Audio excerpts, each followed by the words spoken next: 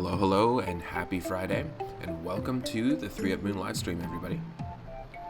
My name is Matt, otherwise known as 3Up Moon, here on Twitch and YouTube, and it is Friday, April 30th, 2021.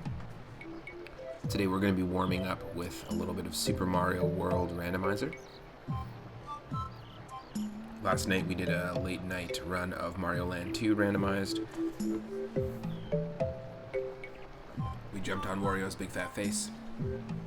Killed him. Killed him dead. And now I kind of got me into wanting to just do one-off runs of like Mario World, Mario Brothers 1, Mario Brothers 2, Mario Brothers 3. So we'll be doing a few more randomizers. Yesterday we did Mario 3 as well. And I'm excited to dive into it.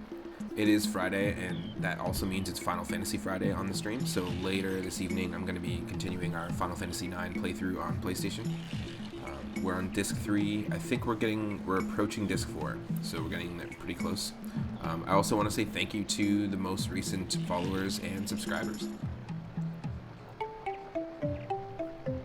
It really means a lot because we just hit a goal. We just hit a 35 subscriber goal. In fact, we're at 36. And that means that we can unlock a 4th Tier 1 emote slot. And there's a Super Mario World themed emote coming your way. Hey Michelle, hey Guillotine. Welcome to the stream. I also want to say thanks to the most recent followers, specifically because we're only 15 followers away from 300. Once we hit 300, I'm going to be playing Wario Land 1, 2, and 3 on stream. Also, if you can't catch me live, I stream every single day from 1 p.m. Pacific onward. I'm starting a little earlier today. But if you can't catch me live, you can catch me on YouTube. All my streams are uploaded there in full. We're currently listening to the soundtrack for the original Pokemon Snap, and the brand new Pokemon Snap just came out on the Switch. I'm really excited for that. I don't have it, but I'll eventually get it. But very underrated soundtrack of the original Pokemon Snap. It'll just be a second here, and I'll have the game loaded up in just a moment. So stick around. And happy Friday.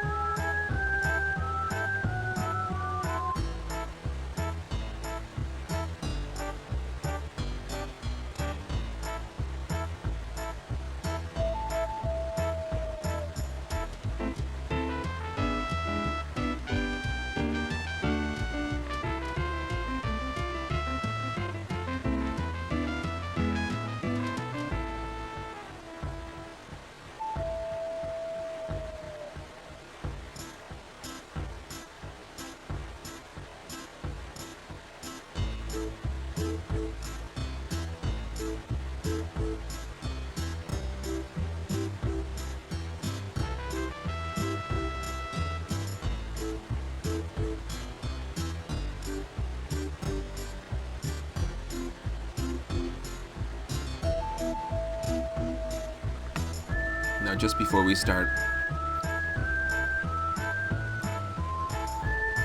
I'll break down exactly what's randomized in the randomizer.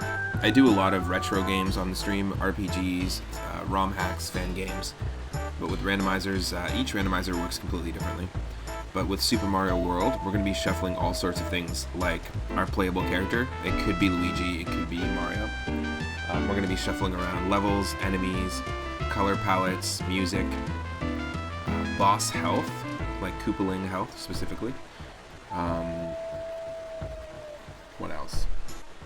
All the sub-levels, all the areas that the pipes go down or take you to. All the standard and secret exits have been swapped around. You'll see situations where like a keyhole will be the same as it is in the vanilla level, but then you might see the key in like a question block somewhere or completely different place in the level. And there's a whole bunch of stuff that shuffles around. So when you beat a standard exit or a secret exit, there's no guaranteed progression, and also there's no guarantee that you're going to find things like all of your P switches or all warps to start run, or the 8 post-game levels. There's a whole bunch of really cool stuff involved in the game. But it'll just be a second here, and we'll have the game up in a moment.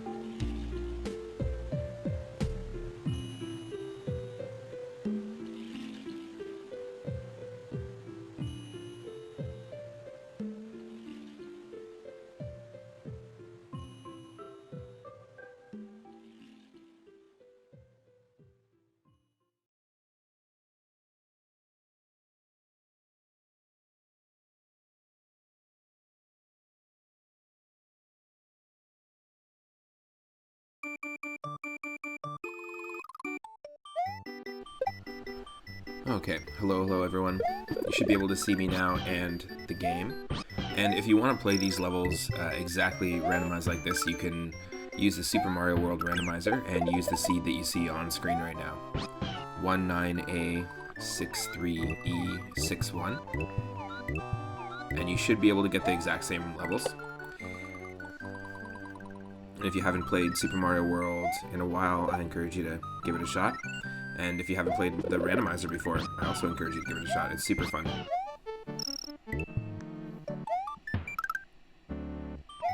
Okay, let's do this.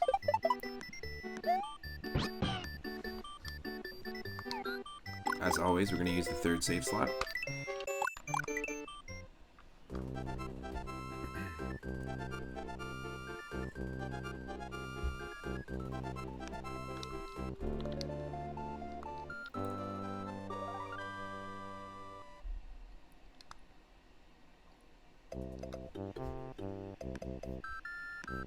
Oh, let me get rid of the moon here.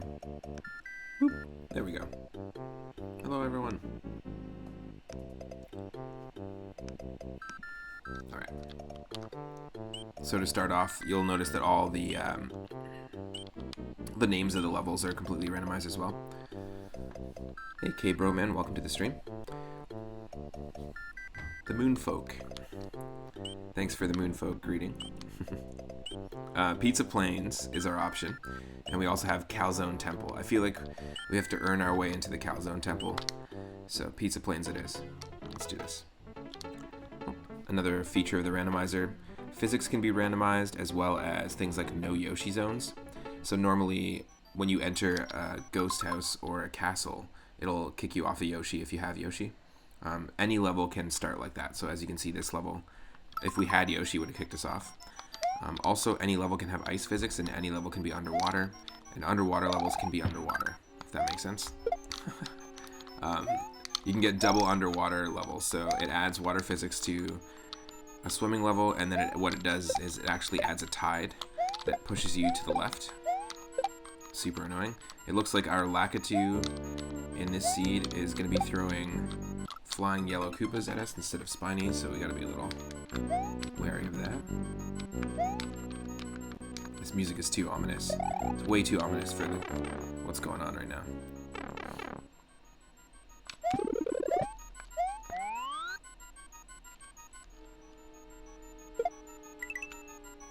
Just going for a good, quick little float. No big deal.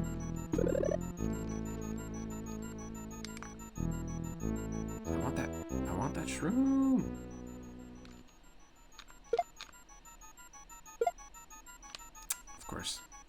despawned.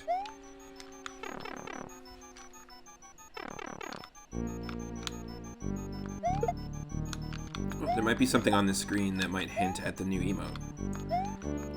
If you can guess what it is. It's definitely on that screen and in that level. That also means we're only 14 subscribers away from 50, which opens our 5th and final emote slot. And I was considering making, maybe even making a channel point reward where if someone had enough moonstones, they could swap out what that emote is. They could send me what they want the emote to be. And it could be like a rotating...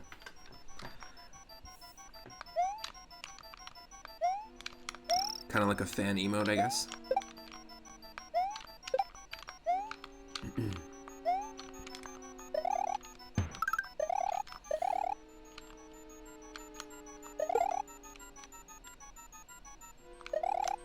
Yes.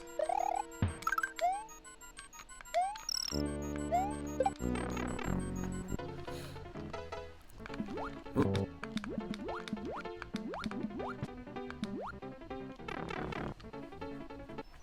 Spot on. Otherwise known as the watermelon block. You guessed it. I like that. The triangle running up while thingy. I want to make that my actual emote tag, so that's what you have to type in order for it to show up. It's currently just being in the approval process right now. And thanks to Miss Random for the sub and the follow for bringing us to the goal. Yeah, so only 14 subs away from the next one. And yeah, what do people think about a fan emote idea? Where there's like a channel point reward where it costs a bunch of moonstones to replace what our fan emote is.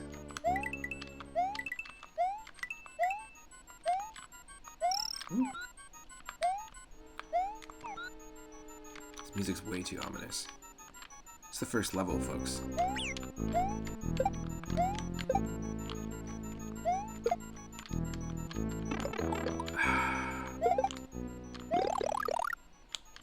Wow. Wow.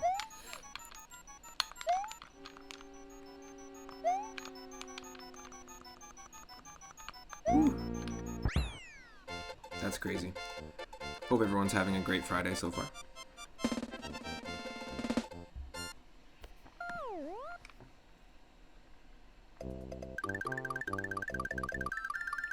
Pizza plane's complete.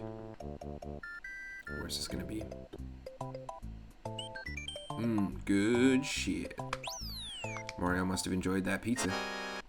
That's what I thought. It's our top secret area. That's awesome. And we know for a fact that the fire flower has been replaced by the sledgehammer. Even better.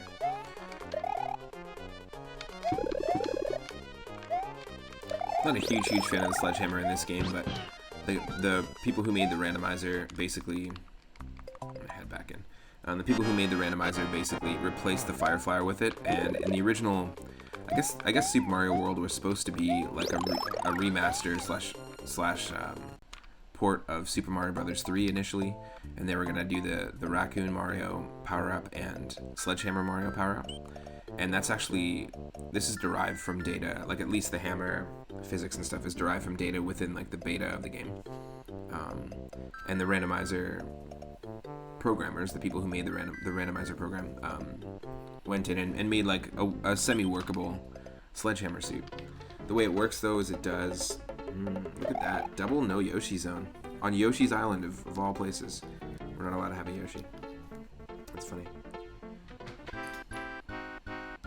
That's really funny actually. But yeah, it's kind of janky. It almost works. The Sledgehammer, there's definitely some trouble with the hitboxes of the hammer sometimes. But we will never see the fire flower this seed. It just replaces it. Look. A Yoshi in a no Yoshi zone.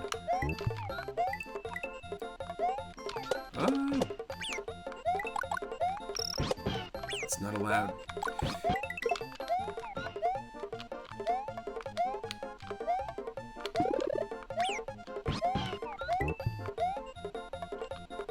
Also, the powers that Yoshi gets from eating a Koopa is going to vary in each randomizer seed. So we're getting Flight from the yellow Koopa.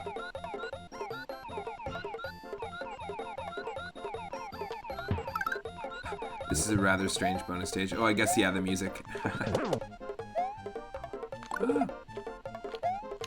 That was pretty cool, though. Yes, we took him out just before we beat the level.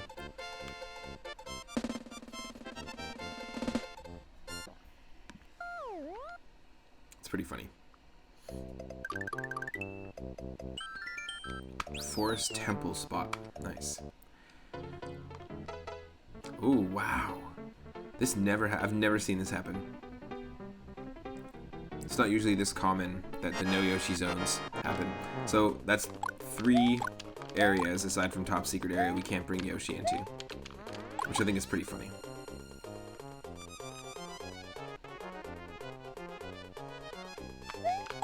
Ooh, wow. It's like a war zone. Woo.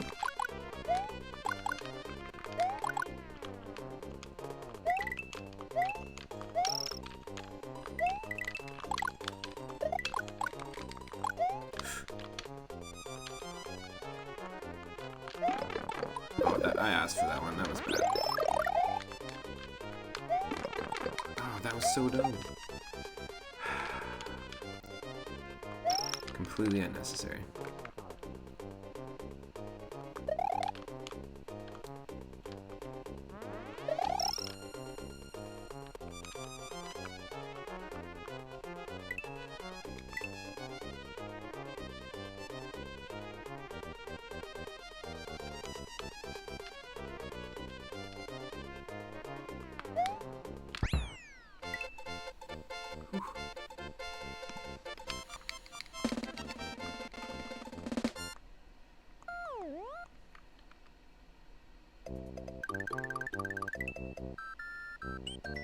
Calzone Zone X. Oh shit.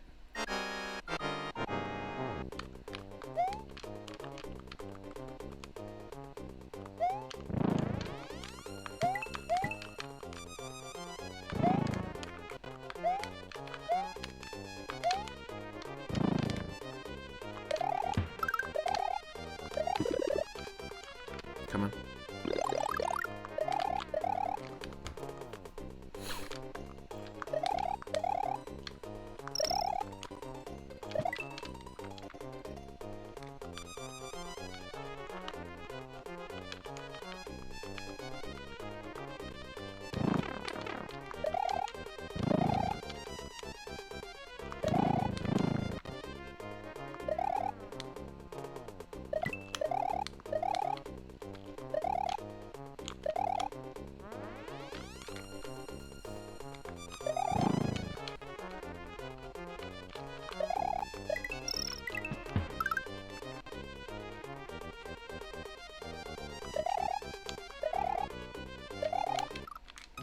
Damn.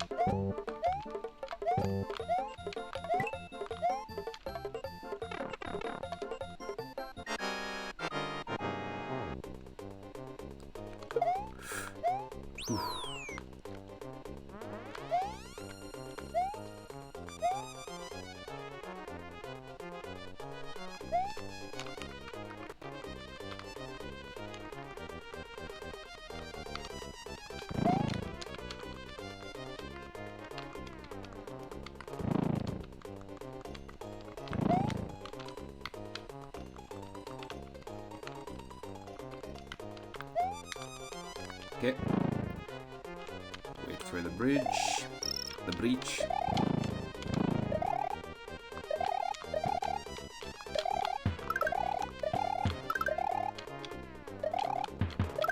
Yeah. hit.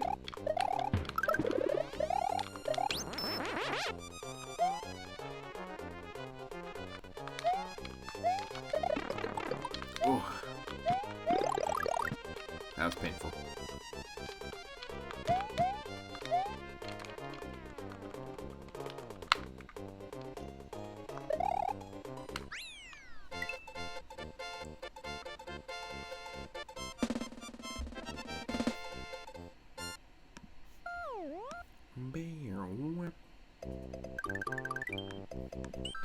Sunken ghost ship already. Wow. It's an interesting Yoshi's Island so far. It's actual sunken ghost ship.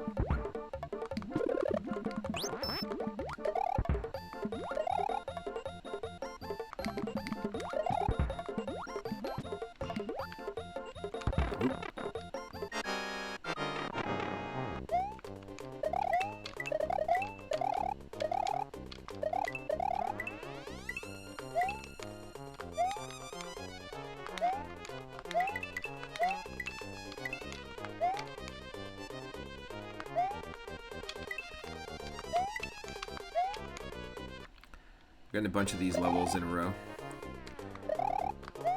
These similar style levels. Oh, what happened there?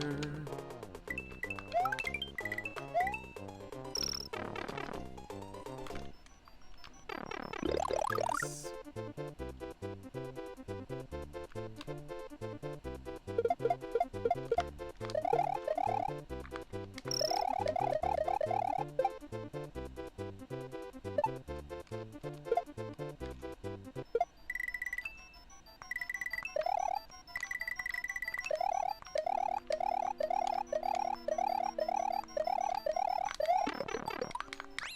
Ooh.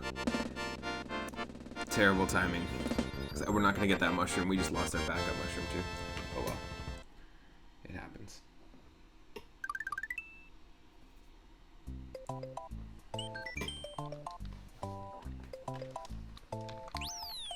On to the next world. Before we do, though, since we unlocked our top secret area, we might as well use it. Go get some of that good shit.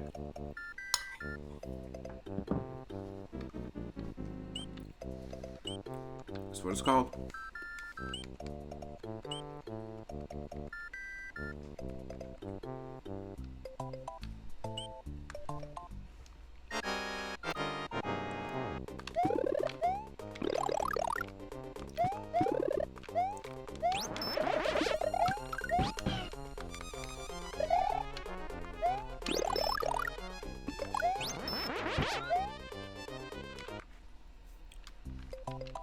Alright, on to World 2.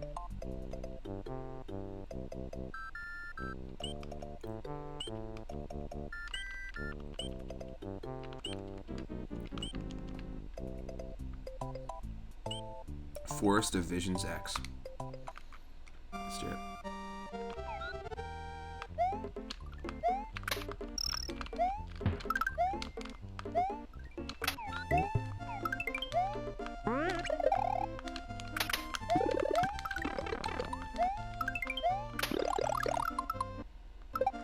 Ooh.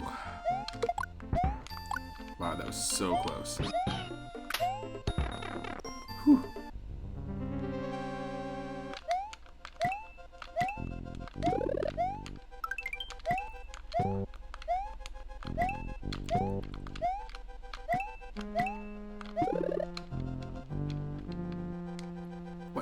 What? There's a few programs in the background here slowing stuff down.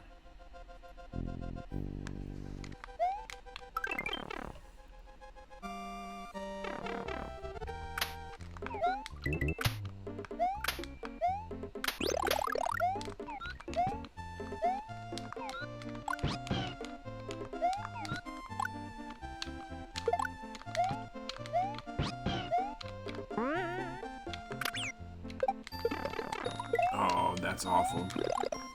No way. No way. I'm not letting that happen. I don't care about these lives. I'm not letting that happen. That's crazy.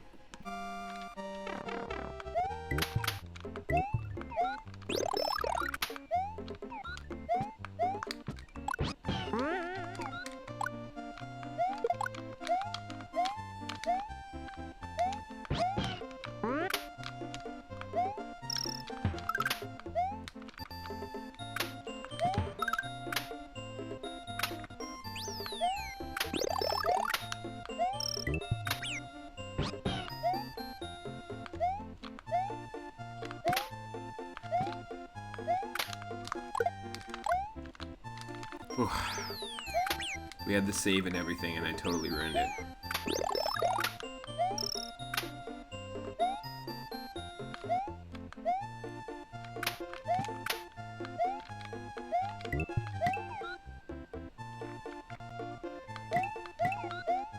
The keys could be in those, or the key could be in those question blocks, but the first place I always check is the default location. And there it is.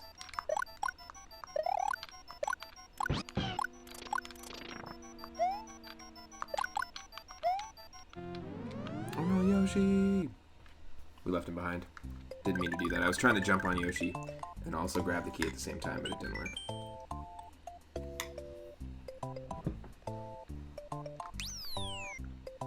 And it looks like there's more forest visions to come. But first,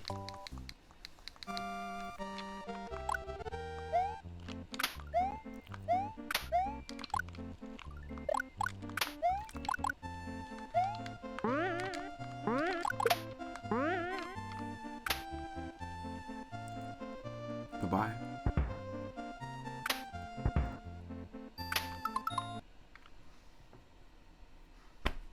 Great.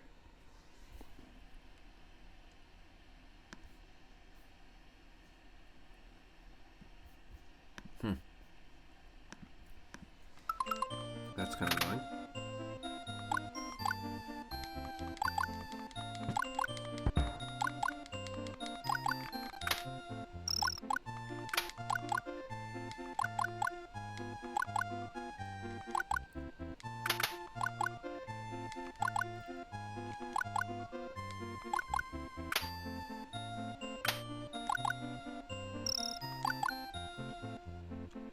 Wow, looks like we can just use this forever. I'm into that.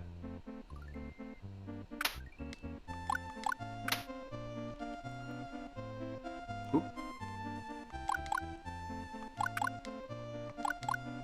Sometimes the cloud is limited, but sometimes it's unlimited. When you get an unlimited cloud, you just gotta take advantage of that opportunity.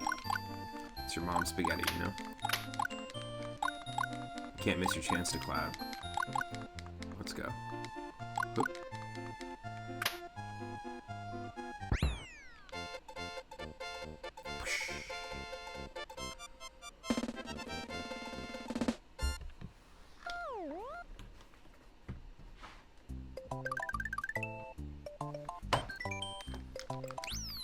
Hype World 2.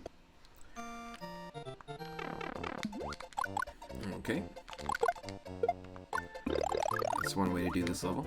Just give us the key right from the top.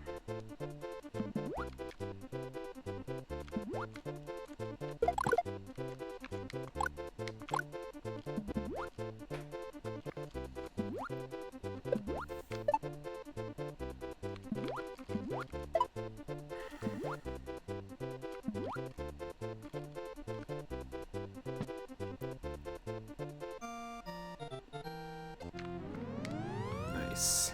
I like that. Going through the secret exit while invincible. Pizza Boo's haunt. Someone please draw the Pizza Boo. I know we've also taken on the Calzone Boo before, but that one's amazing. It's a great name. Okay, let's do this. Let's do the standard exit. Okay. I'm still gonna grab the key, just because you get speed whenever you grab an item in Super Mario World.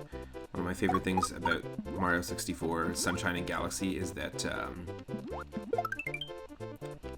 they brought this concept along in water levels. That if you pick up like a Koopa shell, you actually gain a bunch of speed. Cool way to tie the 3D games to the 2D games. Have I ever played Super Smash Brothers, the one where people knock each other off the platform? Yeah, totally. I grew up with my cousins, and they had a Nintendo 64, and so oftentimes we'd go over on the weekend and we'd play a little bit of a racing game, so like Cruisin' USA or Cruisin' World on N64, which is pretty funny. Mario Kart 64, we'd play Battle Mode. We'd play Mario Golf 64, and every Saturday, Michelle and I have been, my partner Michelle, and I have been doing like a casual like revisit basically of Mario Golf. And we just unlocked a brand new course recently. And then I'm trying to think of what other games. I guess Super Smash Brothers, and then there was another fighting game that my cousin had as well. But that was kind of like, those games were the rotation of like, if we went over on the weekend and we'd just be hanging out, we'd, you know, go to the park and then come back and play like Super Smash Brothers for a little bit.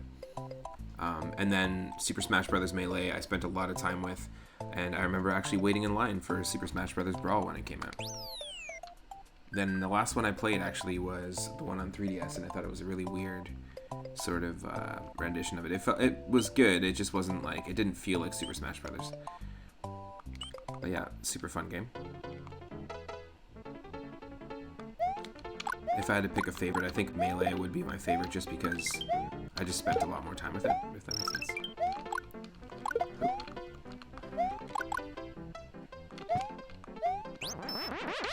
Ugh. No. That definitely didn't work out for us at all. Ooh.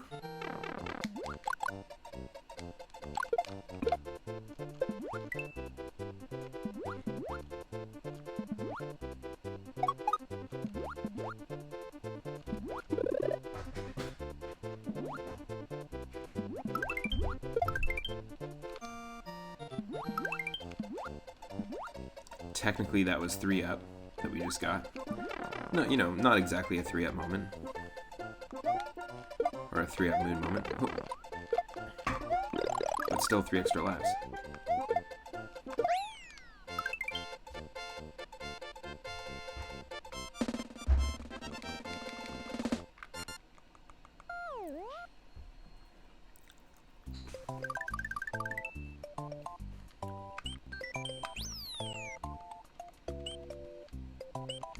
I just want to make sure I get the standard and secret exits for each level. If we can.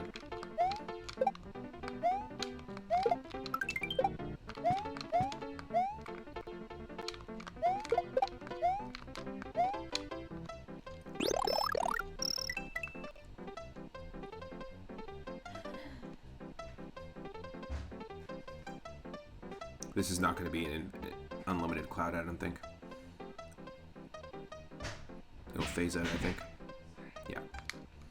Yeah, it definitely wasn't one. I don't know what made that other cloud last the entire level, but thank you, gods of RNG, I guess.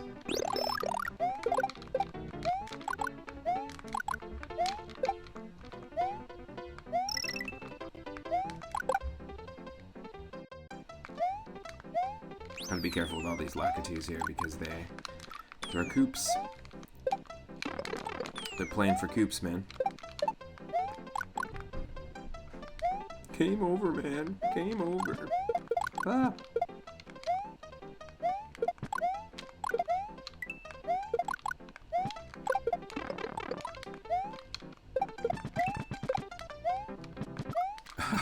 I don't know what happened. Some sort of P-switch nonsense.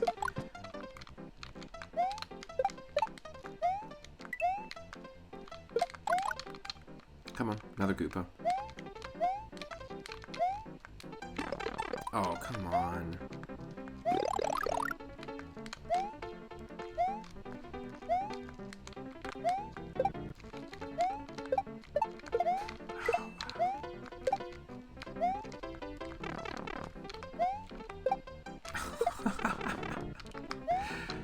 Wow.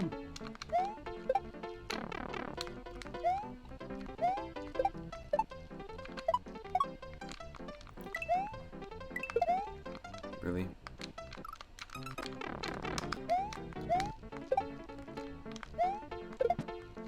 I'm surprised that we can't actually use the momentum of that thing. That's dumb.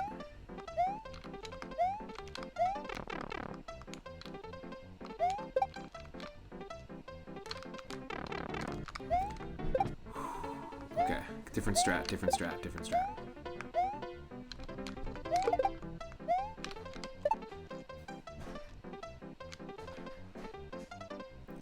Totally different strat.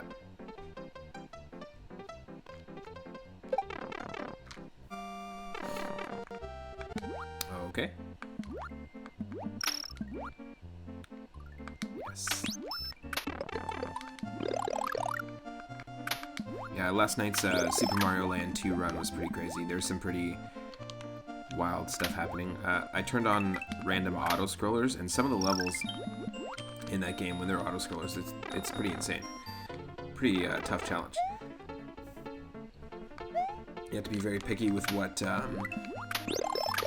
you know, sub-levels and sub-pipes you go down, because you can get trapped in an auto-scroller really easily. But I thought it was a really good challenge. I think it's the first time I've actually turned that option on. Come on.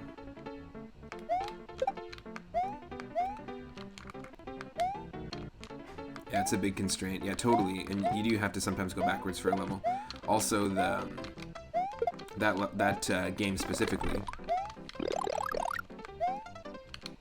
the auto-scrolling is quite fast. And the screen, because it's on Game Boy, obviously, is like really small. So there's a lot of limitations already with the game. So when you add that in the mix, it's just a little bit much. Oh.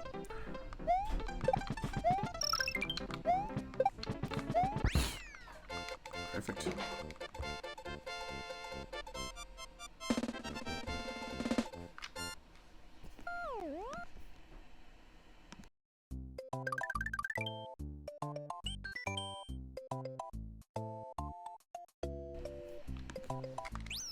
Okay, Pizza Temple 0. Oh no, I have to do this again. We have to do Forest Divisions one more time. Like I said, trying to get the standard and secret exit in each level.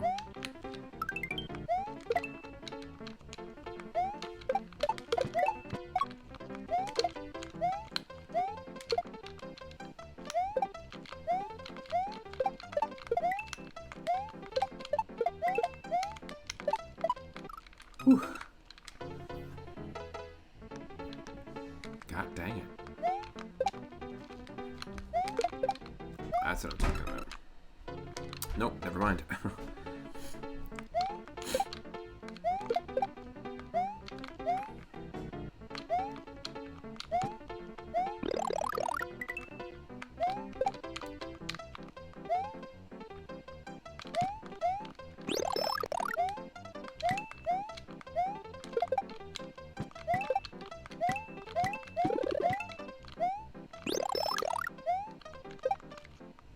Just making sure I'm not missing anything.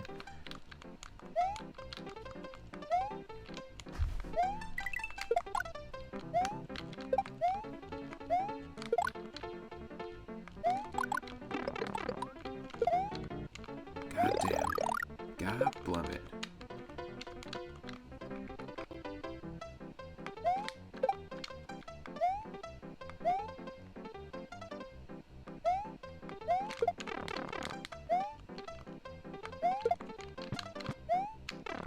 There we go. This is it. Yeah, that's what I thought. Oh.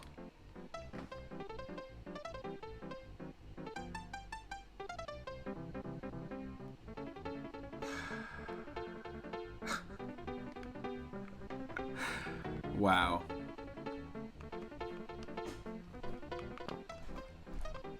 That was ridiculous.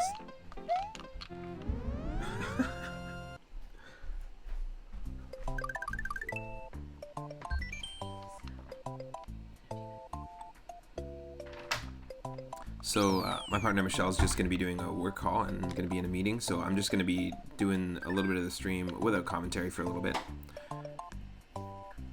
So bear with me. I can also respond in the chat if you want to ask me something or say something. And I hope you're having a good time and enjoying the stream so far.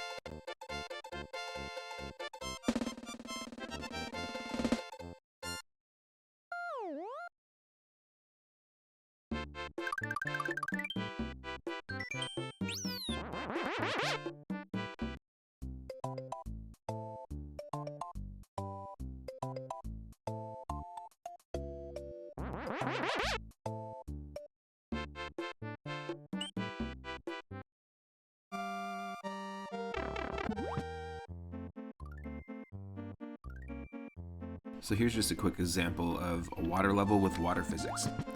If we don't press anything, this tide within the water is just pushing us back like crazy, so it's going to just take us a lot longer to beat this level. And it looks like the fish have randomized to bullets, which is not going to be fun, because they're fast in the water. So watch this. This is some of the pandemonium that the randomizer can serve us. It's pretty crazy.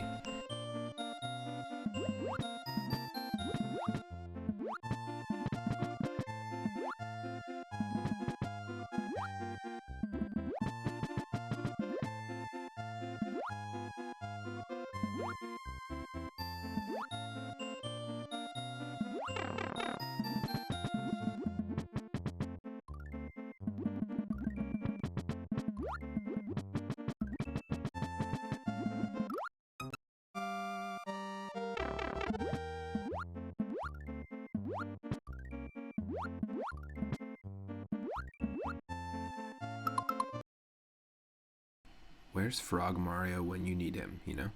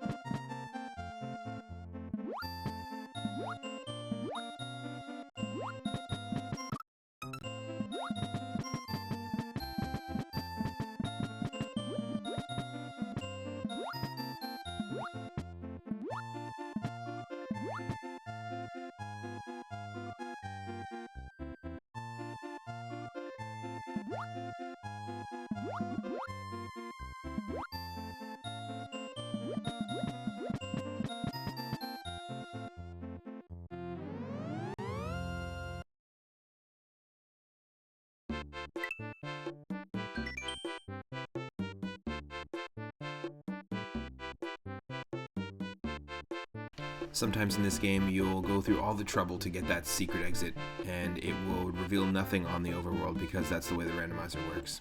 So now we have to do that level again, but we have to get to the standard goal. Great.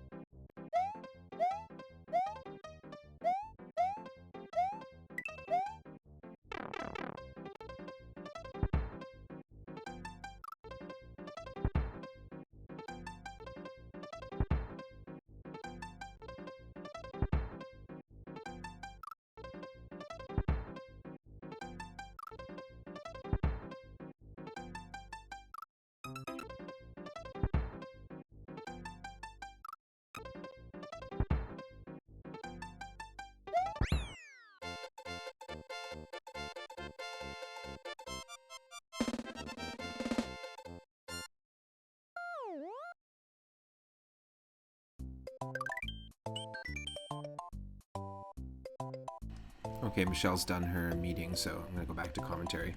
Yeah, that part's a little bit tricky, that jump there. I usually rely on bailing on Yoshi to get that extra height, or having the cape to take on that level. But yeah, if you don't hold left and up at the same time there when you're coming out of that last cannon, it's a little bit tricky. Now this level, again, awesome music. We got that boss music again. But this level is one of the 8 post-game levels. And once you beat them, they're found in another section of Star Road, but once you beat them, there's a sprite change. All the Koopas will start wearing Mario masks, like they're fans of the Mario Brothers all of a sudden. And they'll also replace the piranha plants with jack-o'-lanterns. Get that Halloween vibe going. plus the entire overworld palette will swap around. Almost like it's autumn in Dinosaur Island, which is cool. Ooh. Oftentimes, there's always bullet bills in these levels, even though there's randomized enemies.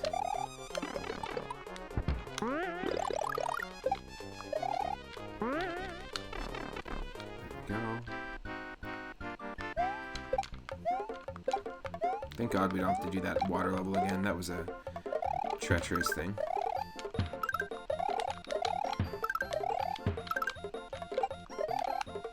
Ooh.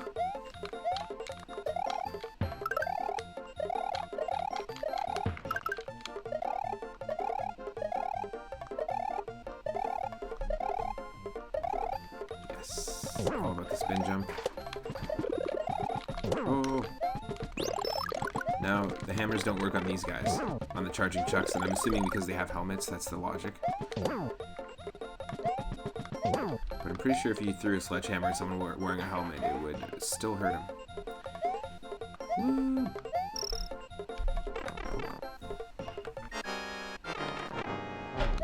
Back to the boss music.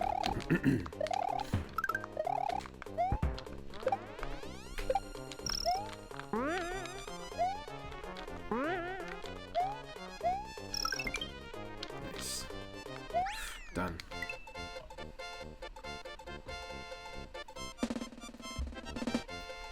Whew.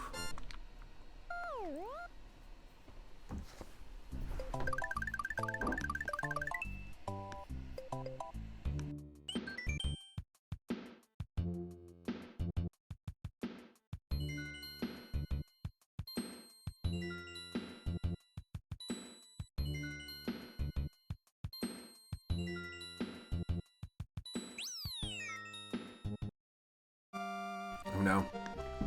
It's not exactly Bowser. It's just the threat of Bowser.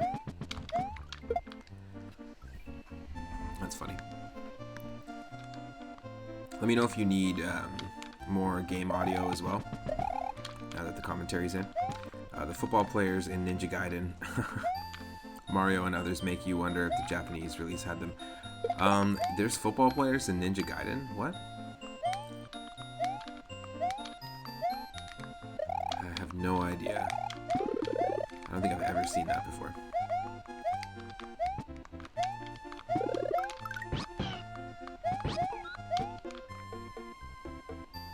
Well, I think the Japanese release of Mario World definitely has the charging chucks in it.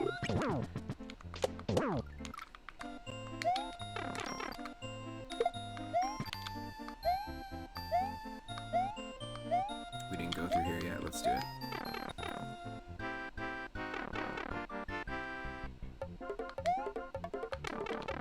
Hey.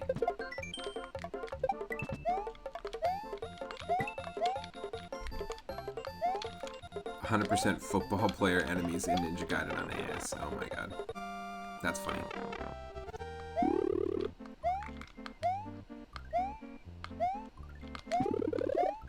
Look what this is going to make us do, because we have to get the key up there.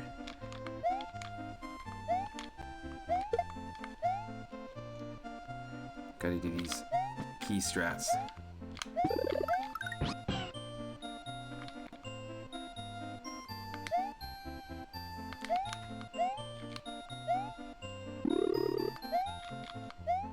Yep. They're splitting chucks, so you don't wanna let them split. Oh, that was crazy. I don't know how I caught that key. Holy shit.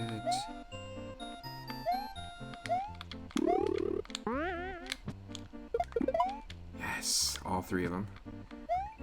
The crazy sprite slowdown. Holy shit, that was insane. That was really, really lucky. Really lucky. Okay. Let's do that one again.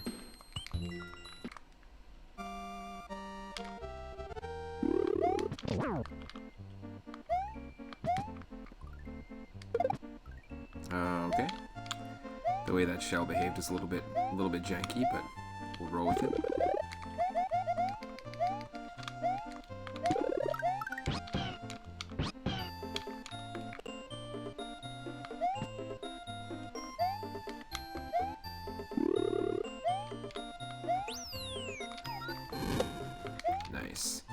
green shells give us fire in this randomly.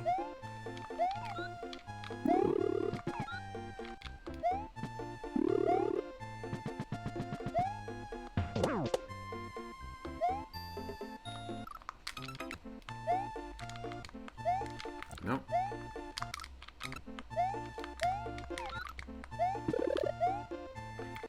Didn't make any sense at all.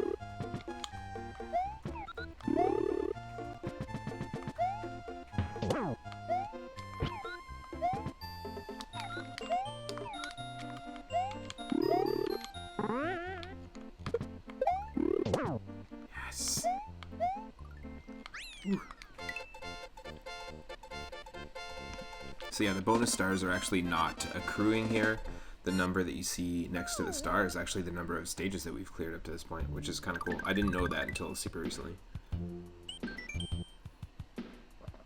Yeah, that last part for sure.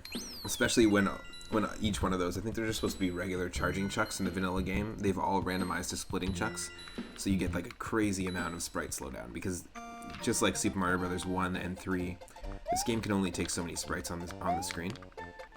And there are ways to actually manipulate the game, especially with the randomizer, when you see certain enemies that'll spawn lots of sprites, like Lakitu throwing new sprites on the screen constantly. There's ways to manipulate it. If you run fast enough, or if you're able to keep so many sprites on screen at a certain time, certain ones won't spawn.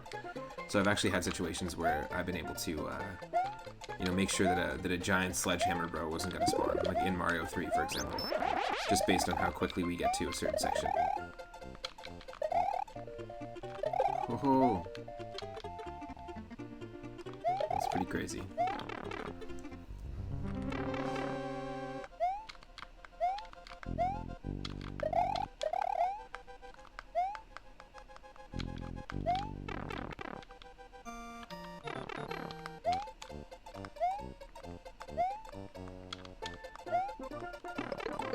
Oh no.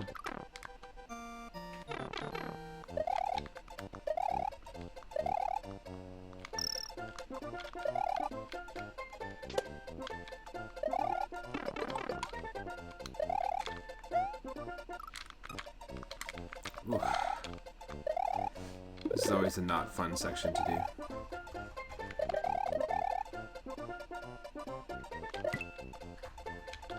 Okay, since we have the cape, we gotta do this.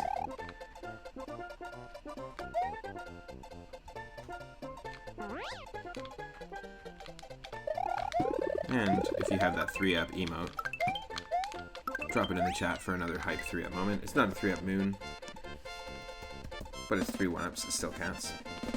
Bam.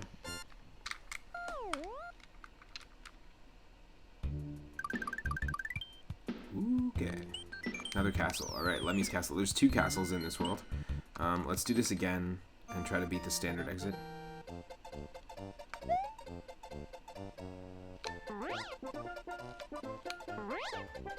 Woo.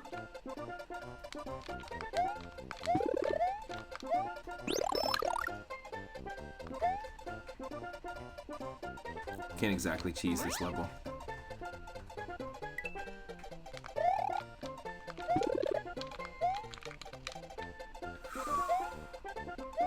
Even if we try to cheese it.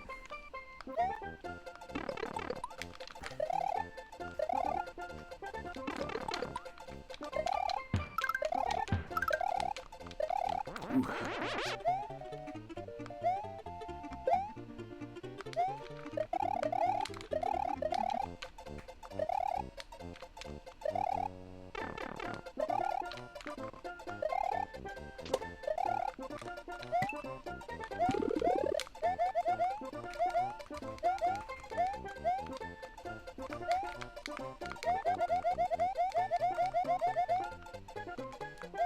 Oh.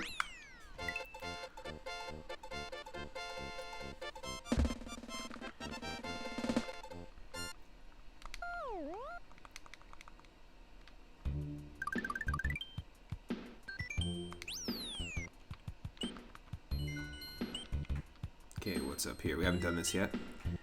You want Valheim to be like Mario and take no fall damage.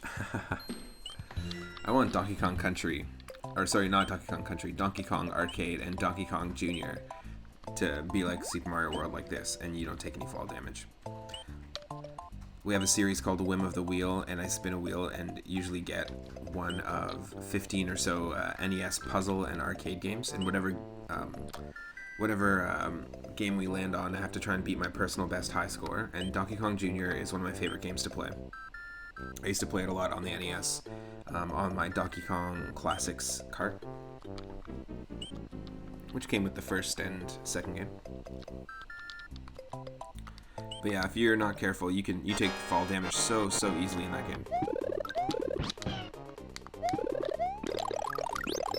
Same with Mario in the first one. Despite being called Jumpman, he's definitely not Landing Man.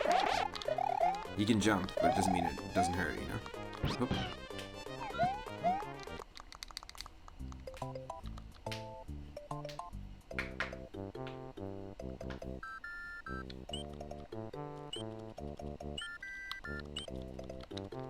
Okay.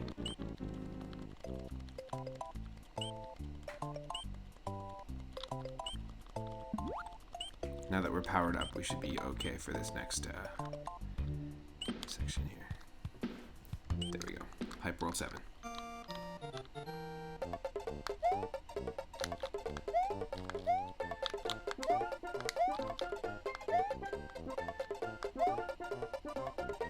Ooh.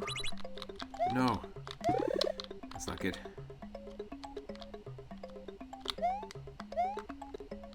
It's not good at all.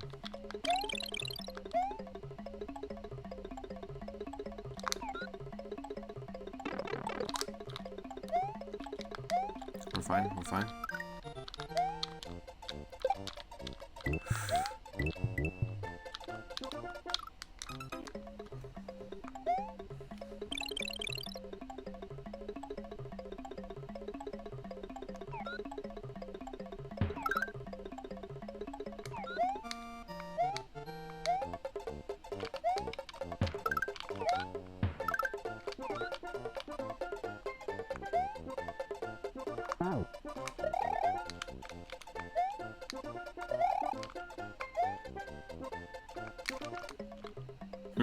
Interesting.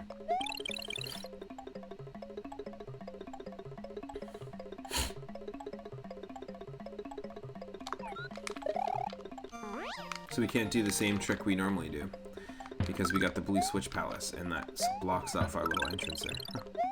Interesting.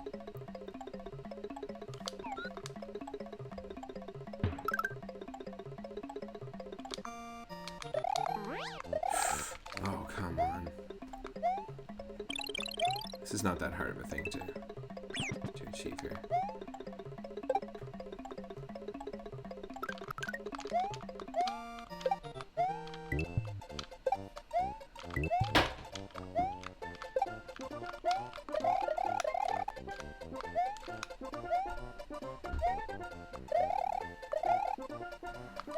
Yeah, I don't think we can fly up there anymore.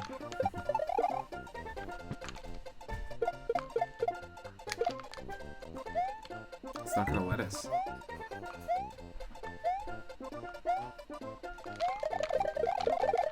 It's not gonna let us, or spinach, or arugula. You're just like, it's not gonna radicchio. That's radicchio. That's not gonna let us at all. Whoa, what's going on? Look at this key. It's having a keysure.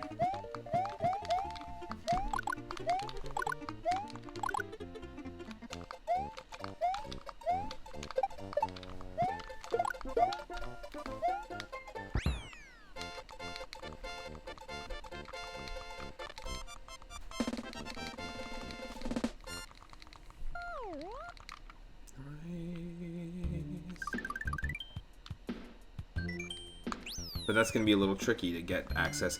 Interesting. So behind these three rocks to the left of us, we could unlock another Star World warp, which could link us out to the second part of Star World, or Star Road, which has 8 post-game levels, the ones I was talking about that are, once you beat them, after you beat Bowser in the vanilla game, it changes like the overworld color, overworld palettes, and some of the sprites. That could be that, or it could be one of our switch palaces. But we're gonna need... Ooh, how do we get up there?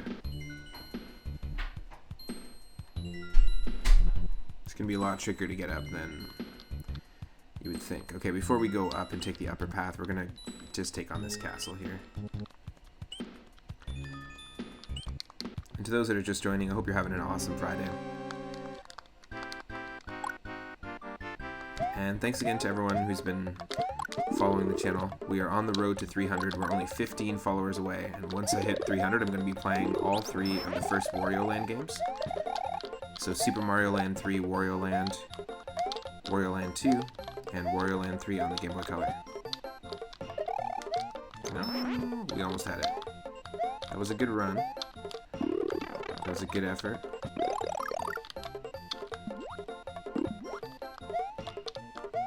Thank you, that works.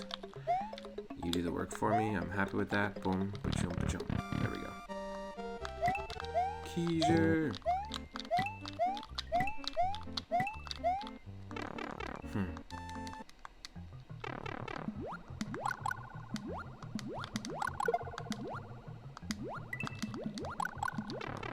Oh.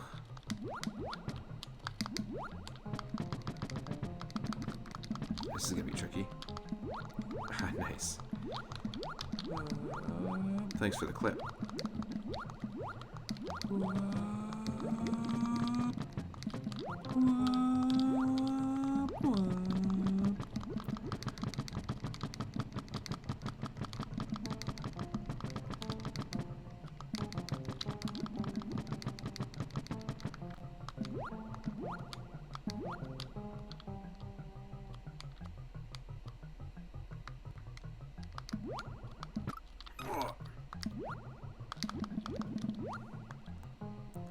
You don't know if they help me, but you try to clip funny or odd moments. I think it's great, and actually a lot of different streamers and a lot of streams that I hang out in, their shoutout command will actually just pull a random clip from that's made by any of my viewers or subscribers or myself, and it pulls it at random and will play it like picture in picture on the screen.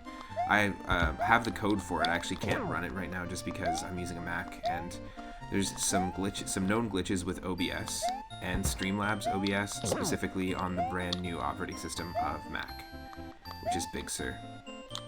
And that's what I'm rocking right now. But I really appreciate when people make clips because they end up showing up in lots of different funny places, in lots of people's streams. And they do help to grab people's attention and pull people to the channel, so yeah, they do. Especially if something funny happens, you know? Like a crazy ledge grab, oh my god, ledge grab, or like a crazy like glitch that you just normally wouldn't see. There's been some funny ones. In fact, Itorama has a really hilarious emote called the clip fishing emote, and it's basically a Lakitu from Super Mario 64 or Super Mario RPG with a fishing pole, and on the end of the fishing pole is a like clip icon to signify like, hey, hold on a second, that was awesome. I'm fishing for the clip right now. I think that's pretty cool. And in fact, let's give Itorama a shout out. If we had that code working, we could have a little clip of Itorama's chosen at random show up on the screen. But I have a different shout out command. And yeah, if you're not following Itorama, go check out his channel. He does a lot of retro stuff. He also does some modern indie stuff, and he's also just generally a great dude. Swimming, we swimming, we swimming in the auto-scroll level that is my least favorite auto-scroll level. You're swimming, and swimming. This is kind of nice, actually.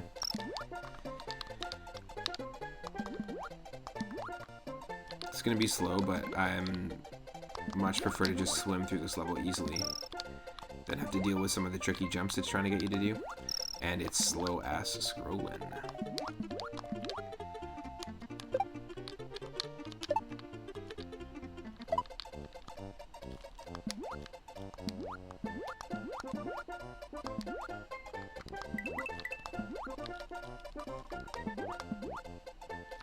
Ooh. Oh, totally. This is I hate this level. It is not my favorite at all.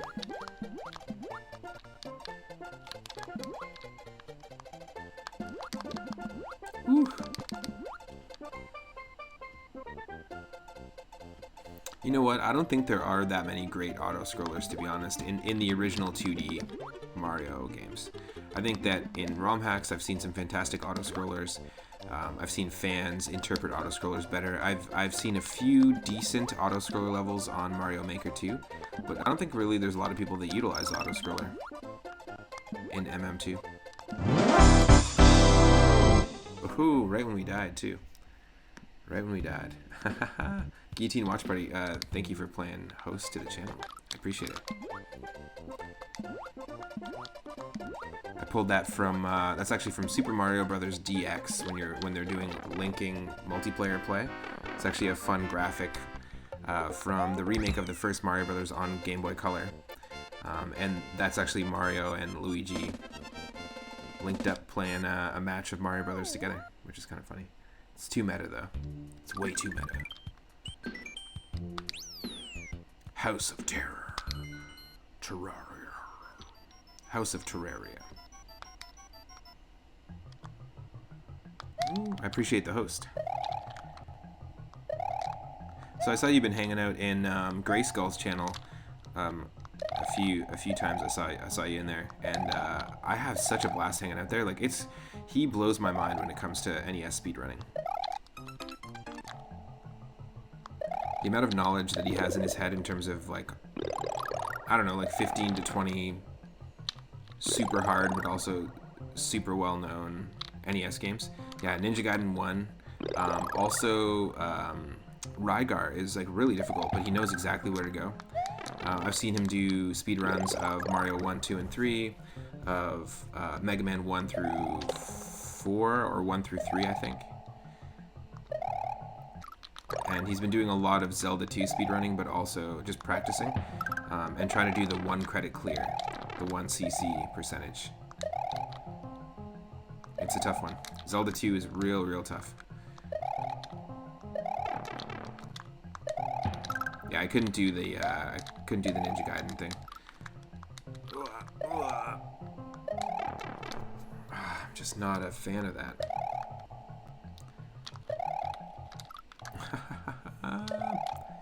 Get out of here.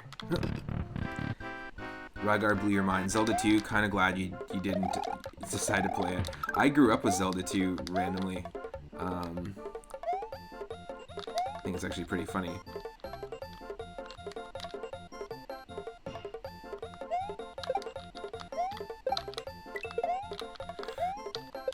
When I got the my first NES collection from my uncle, he had Zelda 2 in the collection, but not Zelda 1. And also, I had Castlevania 3, Dracula's Curse, and I kind of just associated that game with Castlevania 3. It felt like a similar game. I also had 8 Eyes, which I don't have anymore, but 8 Eyes is kind of like a Castlevania like rip-off / clone. It feels like it is, at least. Kind of a horror game in its own right. Oh my god, this is Koopa Pandemonium right now. We know what we gotta do.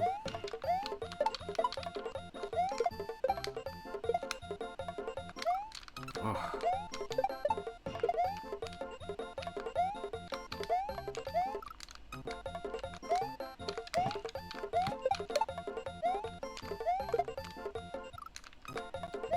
This is all about getting this right. Come on.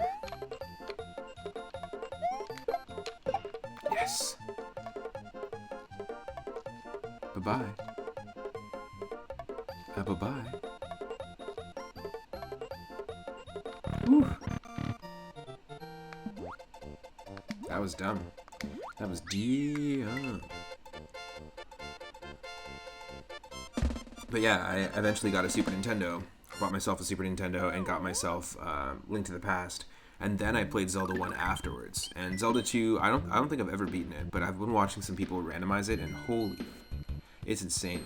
I don't know the checks nearly enough. I've also been watching some really good streamers, do Castlevania 2 randomizers, where you can play as like Samus Aran from Metroid or as Link, randomizer character. It's a tough one as well. I think the next one I'm going to learn, because right now we're currently doing we're on our 4th run of Link to the Past Randomizer on stream. This is like I want to say 25th or 26th, I don't know, Super Mario World Randomizer that we've done. And we've done almost about 30 Super Mario Brothers 3 ones. I've only ever been able to beat Mario 2 randomized once, and about 10 from Land 2 and Mario Brothers 1 each. So I do want to learn some more randomizers, play some different ones. But a game that I'd love to randomize is Link's Awakening. However, I don't know nearly any of the checks in it, so I think what I'll probably end up doing very soon is play Link's Awakening, the original Link's Awakening DX. I'll replay it. I know there is the Switch remake. I don't have a working Switch capture card. For some reason, my setup is just not working because I have a USB capture card, and it's giving me some issues with my setup and the laptop. So I have to look into some new gear, maybe get a different capture card, sell this one, so I can start streaming some Stardew Valley, some Mario Maker 2 casually as well, because I do have some levels I've made there, and a few other things. But my current capture card setup is just not great. But yeah, I'd like to learn more about Castlevania to learn enough about it to be able to run the randomizer.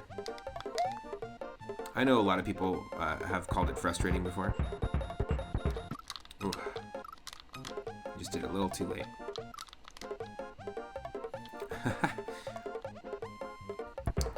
That's a little too late too.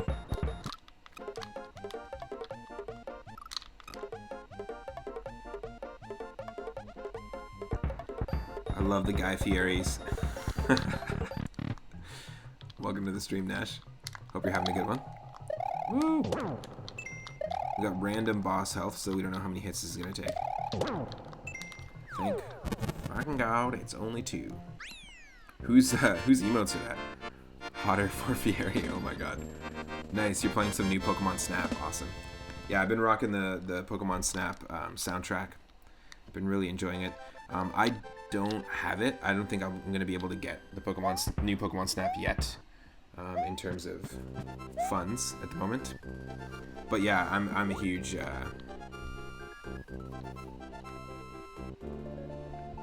fan. It looks really cool. For you know, the entirety of my childhood, I was always like, I can't wait for Pokemon Snap 2. I was waiting for the GameCube one, we're waiting for the Wii one, waiting for the Wii U one, waiting for the DS one. But honestly, I think the Switch is the perfect console, and I think they did a great service to the Pokemon Snap series by waiting, if that makes sense. There's a lot of Pokemon to choose from now. The Switch just feels like you're holding a camera already, so it just works perfectly. They could have done it on the Wii U, but I feel like the Switch just does that technology a little more justice. And there's a good mix of new and old mons. Yeah, there's a lot to pick from, right? So you can really just have some fun with it. That's really cool. I know a lot of people are going to be streaming it. I don't want to spoil it, so I'm actually specifically avoiding watching streamers play it, and I want to experience it for myself. I just don't think I can get it yet. I've been playing Mario Galaxy on the Switch. I've been also not a big fan of Mario 64 and the way it controls in 3D All-Stars. But mainly what I play on my Switch right now are Mario Galaxy. I will eventually be playing Super Mario Sunshine. And I have Cuphead, which I'm terrible at. I play NES and Super NES games online, and Super Mario Maker 2, and Stardew Valley. Those are kind of my go-tos. Haven't been playing Stardew for a little bit, but the goal was to start a farm on stream and make like Sunday mornings be Stardew Valley Sundays before our viewer request nights.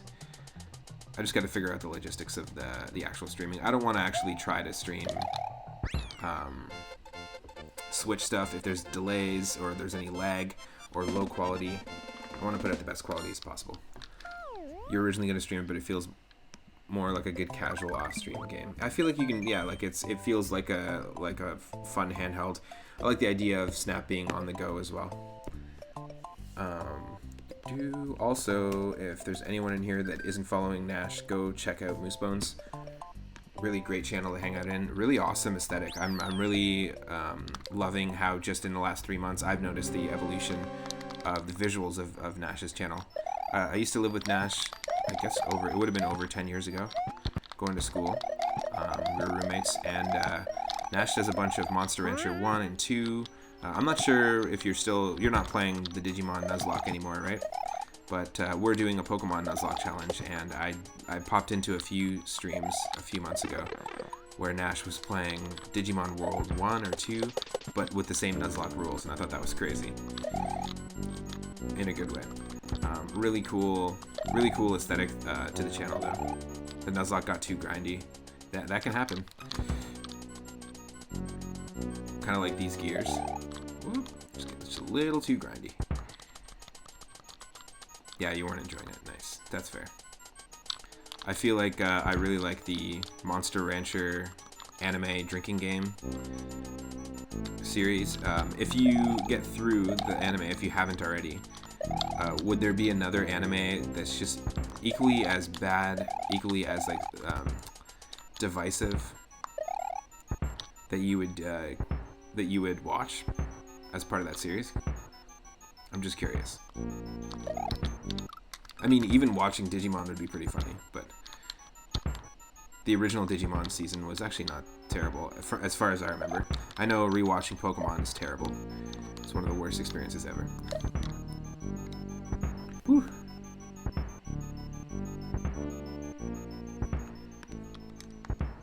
You find WoW that way. Like, if you could just log in and play some arena without doing 90 hours of quests and dailies, you'd play. But fuck that. Yeah. Oh my god. Oh my god. Oh my god. Oh my god. Oh my god. Oh my god. Oh my god. Oh my god. Okay, for real, oh my god. Run.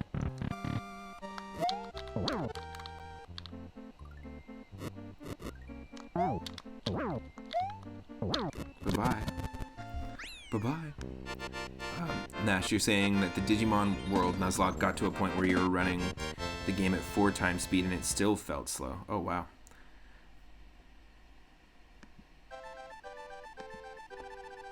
That's true. I think it'd be really funny to watch, like defunct. Like, do you remember Street Sharks? Like, to watch really defunct, like, Teenage Mutant Ninja Turtles ripoffs. Biker Mice from Mars, Street Sharks, Mummies Alive. Mummies Alive was a fantastic one. They're all the exact same. Human kid finds like 4 mutated either mummies or sharks or turtles, or there's a whole bunch of them. You could also even throw in Samurai Pizza Cats if you wanted to go full on. Oh, Mummies Alive. Okay, I'm sorry. I'm doing it right now. I'm pulling up the theme song. It's amazing. It's awful and amazing at the same time. But all of these things were paired with toys. They were like, okay, we have to do our own Ninja Turtles thing. We need to have a comic series. We need to have an animated series. We need to have the action figures. The whole deal. It's gotta happen. Oh, also, it looks like our very first Super Mario World Randomizer run that we ran into the Calzone Boo. We've never run into the Calzone Boo before. Earlier in World 1, we took on Pizza Boo's ghost house, and now we're on Calzone Boo's haunt. And just the visual of a Boo buddy, but a calzone, like a Boo buddy's face on a calzone, is hilarious to me. But here, this is the Mummies Alive theme song. I'm not gonna play the visuals. This is just the music. So awful. Oh, the Darkstalkers TV show as well. Yeah, it would generally be terrible. I think that's the key, is it has to be like so bad it's good. But it would be really funny. Here we go.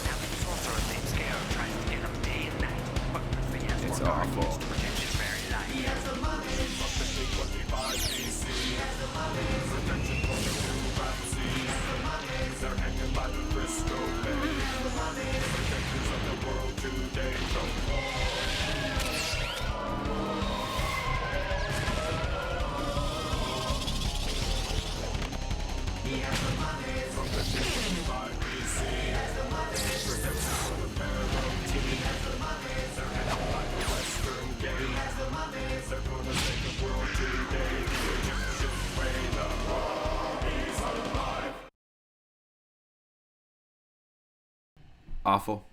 Awful. Awful. They're gonna save the world today the Egyptian way from 1545 BC. Like, worst lyrics. Also, the way it's sung is terrible. And you're right, Nash. Vocals definitely done in one take. And I think also probably by the animators. By, like, the animator's uncle who, like, showed up and was like, I'm here to pick you up. Oh, you want to sing a song? Sure, why not? And they just, like, turned a microphone on. I don't have any experience. That's totally fine. It's totally cool.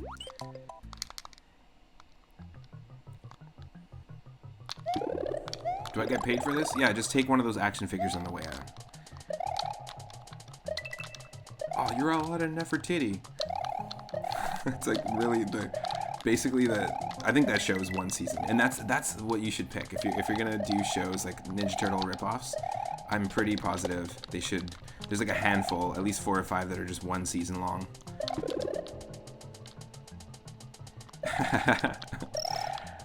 That's funny. We have a few pre-rolled. Take a few. That's funny. Oh no! Oh my god. Also, I love how this actually is the bouncing saws spot. I know what we need to do to get here. There's one level this is going to unlock, and yeah, I don't think we're going to get it. We need the cape. Ooh. And we need Yoshi. If this doesn't give us Yoshi, then we'll go to the top secret area and try to do this. But basically, we need to get the secret exit. Ooh. Oh my god.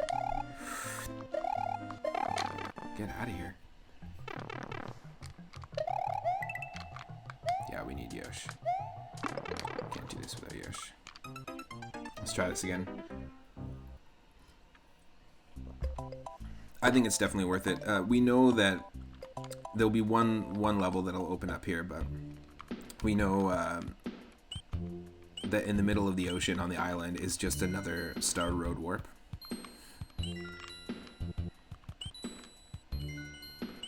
So beating the next level is kind of unnecessary. It's just going to loop us around. However, I'm trying to unlock at least all the exits when I'm practicing these runs. Our top secret area is actually way on the top of the hill in Yoshi's Island. Mario's got to go back and get some good shit. Some of that good shit.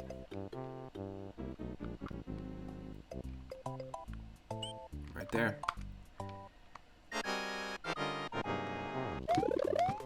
And because we're using the randomizer to randomize power-ups, we don't have the fire flower. We actually have the sledgehammer for anyone that's just joining.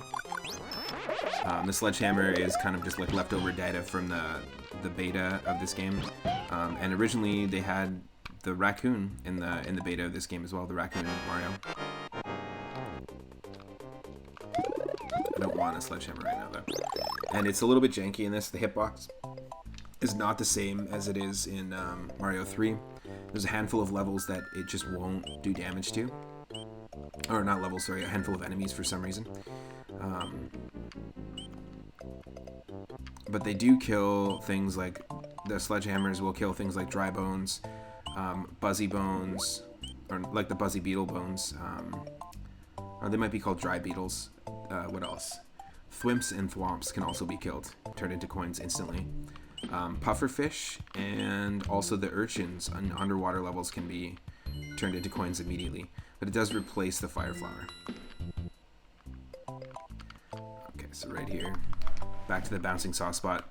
So this one, there's just a little bit of a trick to it. If you get the cape and Yoshi though, and you hold your jumps all the way. Oh. Goddamn, super close. Usually you can do this in like 3 jumps. Nice hat.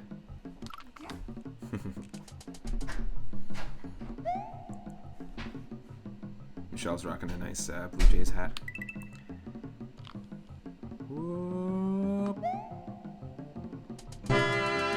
Oh no, we're getting raided. We're getting raided. Thank you so much, whoever's raiding us. Welcome.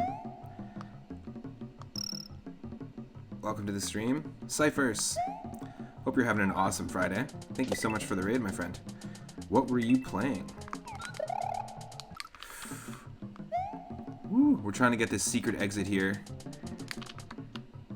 But before we do, I'll introduce myself. For those that don't know me, my name is Matt, otherwise known as 3UpMoon. Cyphers, thank you so much for the raid. I really appreciate it. Welcome, welcome. Welcome, Muten Pizza. What were you playing?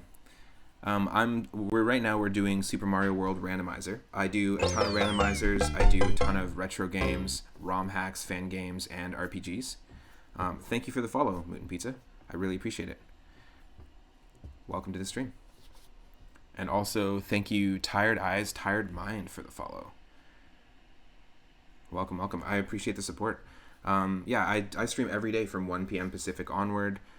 You can come hang out here live and usually catch me doing 2 or 3 streams a day. I love doing randomizers. I run randomizers of games like Mario 1, 2, 3, Mario World, Mario Land 2, Earthbound, Pokemon Stadium 2, Pokemon Leaf Green, Link to the Past, and a ton others. I've tried some Adventure Island and Adventure Island 2 randomizers. I just love the idea. I'm an improvisational session drummer, and also love the idea of jamming with people, love the idea of kind of not being prepared with what the game is throwing at you next. And basically, this is Super Mario World with randomized physics. Any level can be ice physicked, that's funny. Any level can have water physics. Any level can actually kick you off of Yoshi and be like a no Yoshi zone instead of just a ghost house or a castle. Also, all the levels are shuffled around. All the enemies, the colors, the palettes, the standard and secret exits are swapped around, and what they reveal on the overworld. So it's always a different experience every time. I highly recommend trying a randomizer out sometime if you get a chance. I'm also going to do a shout out to Cyphers. If there's anyone that's been hanging out here and doesn't know Cyphers' channel, go give Cyphers a follow. Really, really fun retro stream. I like the aesthetic of the channel a lot as well. I've watched some Link to the Past, not Link to the Past, sorry, Ocarina of Time, and Chrono Trigger as well. Some really, really fun, like, classics, but a great place to hang out. Highly recommend it. I've been having a blast with this. We just got out of Vanilla Dome, so we're in, like, the bridge area, like Cheese Bridge. You were doing some redemptions today. Nice. So, like, viewer requests, Wiz and Liz. Never heard of Wiz and Liz. And Teenage Mutant Ninja Turtles Rescue Palooza. What is that? I've never heard of either of those games. Rescue Palooza. Is that like a PC game? Like a DOS Ninja Turtles game? I know there's the brand new, I think it's Shredder's Revenge. I'm so excited for that because it's a brand new, look at that. Also, I just gotta say, perfect timing raid. Y'all came in on a 3UP moment. 3UpMoon moment. If you are a subscriber, drop that 3UpMoon emote into the chat. We have a few goals as well that we're trying to hit here, and obviously getting all those Super Mario World 3UpMoons is one of them. We just hit our recent subscriber goal. We have 36 subscribers, which means we unlocked a brand new emote slot. And we have a brand new emote. We've got the Super Mario Land 2 Newt in a bottle. Now, if you just came in with the raid, you can actually click through on the link. Click through onto the twitch.tv/3up_moon page, and that will actually count your view. Usually, sometimes with raids, you have to click through and make sure that you click on the person's page. But also, that's the brand new Super Mario Land 2 emote, and we have one being approved right now, thanks to Miss Random, who followed and subscribed and got us to our most recent goal. Also, right now, our next subscriber goal is 50, so once we hit 50, we'll be able to unlock our 5th emote slot. And I've been kind of playing around with the idea of leaving it open as a fan or like a viewer emote slot. So if you use enough moonstones in the chat, you can then replace what that emote is. And what do you think about that? Do you think that would be a fun sort of way to do it? And there's always one tier 1 slot that anyone can kind of submit. You can send me an image, you can send me a graphic that you want to use, and it just replaces it. I think it could be kind of fun. Just toying around with the idea, but once we hit 50 subscribers, that'll be the case. Also, we are only 13 followers away from our 300 follower goal. Once we hit 300 followers, I'm going to be playing Super Mario Land 3 Wario Land. Wario Land 2 and Wario Land 3 as one big mega celebratory stream. So when we hit 200, we played 5 Mario games, all randomized using the same, like, not the same settings, but the same randomization seed. So it's kind of fun. I've been having a blast with the celebration streams. Also, I've been wanting to put this channel together for over 10 years and haven't been able to. I used to put on concerts. I'm a session drummer and was just really busy doing like live sound tech stuff.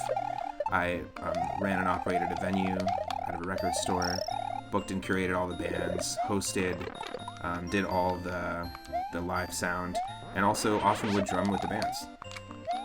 And it just took up a lot of my time. Didn't have a lot of time for streaming, but I really wanted to get into it I've been wanting to do it for years. Also, for anyone that just joined, go check out Moosebone's channel as well in the chat. We just did a shout out, really, really fun channel. Just like Cypher's channel, I really enjoy seeing the visual aesthetic of the channel. It looks nice and clean, really professional, a lot of really cool things happening on both channels. So definitely go give them a follow if you can. Yeah, I think it could be kind of fun to do like an emote that fans can choose, you know? Ooh. Nice. And late last night we did a bunch of we did some Super Mario Land 2 randomizer. That was really fun. We played only as Luigi, which was cool. Oh, nice. Thanks for the lurk. Yeah, you gotta eat. We're just about to have some food, myself as well, with me and Michelle. Also, thank you so much again for the raid. I also really like I like your username, Tired Eyes, Tired Mind. It's a really good one.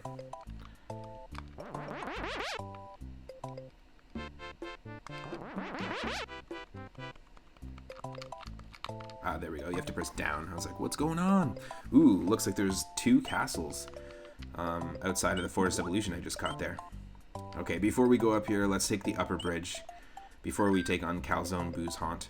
Now, again, if anyone is an artist and wants to go and go ahead and draw the Pizza Boo or the Calzone Boo, just the idea of a Boo's face, a Boo Buddy, or a Calzone that looks like a Boo Buddy is hilarious to me. We did take on the Calzone Boo in our very first Super Mario World Randomizer run. But for now, let's go to the Pizza Temple. Did I end up taking a look at the animation you made? I haven't fully, no, I haven't got a chance to. I have like a bunch of messages opened up in tabs right now that I haven't been able to check. But I'm excited to take a look and see. I really, really liked your brand new look to your, I guess, what would it be? What do you call the bracket, I guess, for your Monster Rancher, the Battle League? I really like the new look of it. Like the fact that you can interact with it, it looks super professional, super clean. To me, like, I love watching like tournament content, as well as like, you know, randomizer tournaments and stuff like that, and it looks super, super sleek, and there's lots of other channels that just don't look nearly as sleek, in my opinion. Oop. It's just, it keeps you really engaged, and it looks pretty professional. Plus, I also like the interactivity. That's the fun about Twitch, is everyone's channel has a different level of interactivity. Little Nemo 1 has this really cool Pokemon challenge where he can anyone can use redeem points to like have a Pokemon show up on the screen and then attempt to catch it, and then you can catch a bunch of Pokemon and also battle other people. Like all in the corner of his screen while he's streaming. It's just like pretty cool. There's all sorts of cool things you can do with Twitch. So I appreciate it even more that people want to come and hang out here, because there's tons of great channels out there, and it means a lot. Whew. So yeah, you'll notice that the bonus stars aren't accruing on the top, by the way. I just found this out. But the number of bonus stars that we're seeing is actually the number of levels that we've completed. But only when you're running the randomizer does it work that way.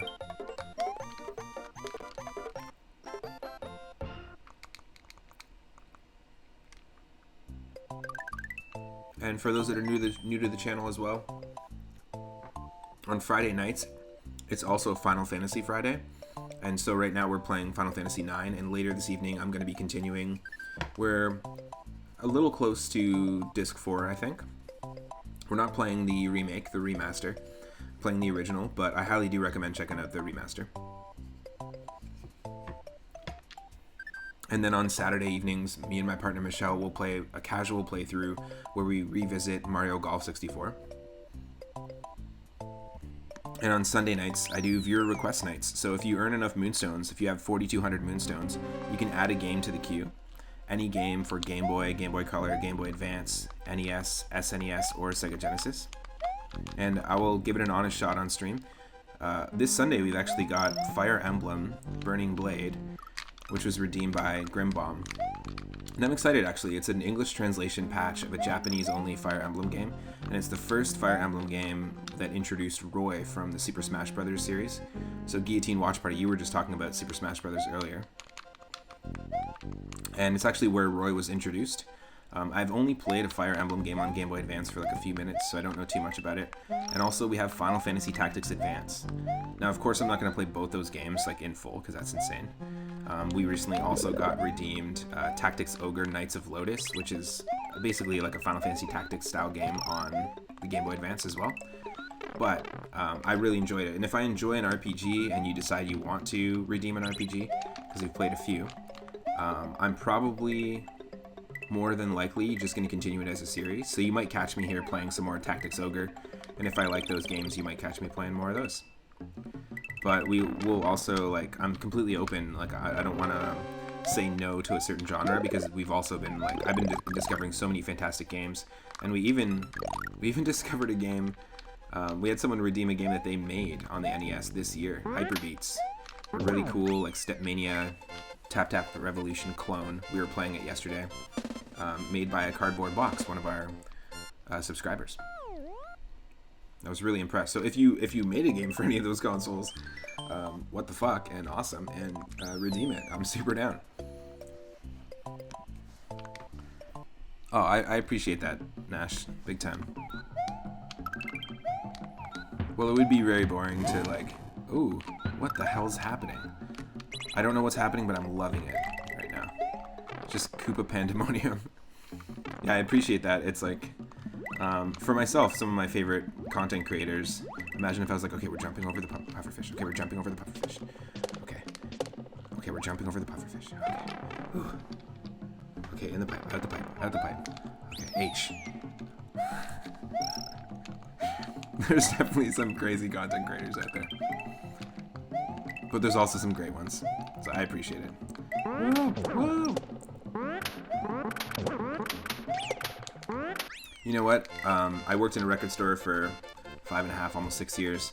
And that's the venue that I ran in terms of like booking bands and curating bands. I spent a lot of time listening to bands, and with the record store, I spent a lot of time telling stories and tying record to album art to bass player to producer to studio to like telling stories and weaving that like connection between each record, helping to connect people to music for the last 5-6 years, and it's been fantastic.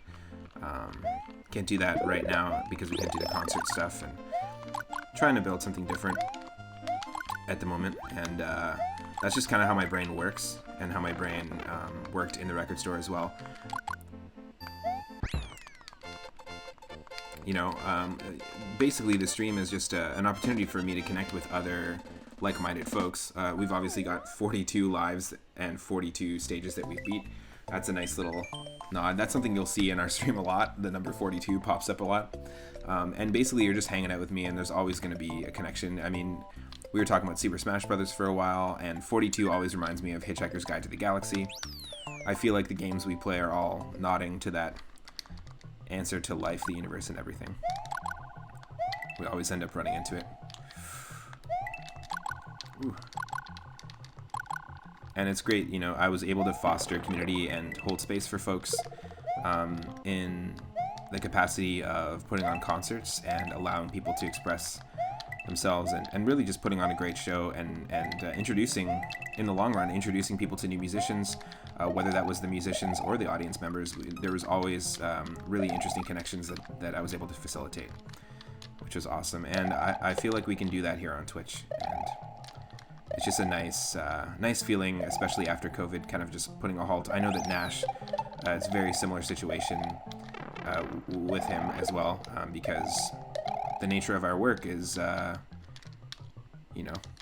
basically everything kind of stopped when you do sound work. And so yeah, I'm just stoked that there's a lot of these awesome channels growing. Oh my god, holy shit. Sprite slow down. Okay. It's a lot of sprite slowdown that can happen here. And it can be helpful.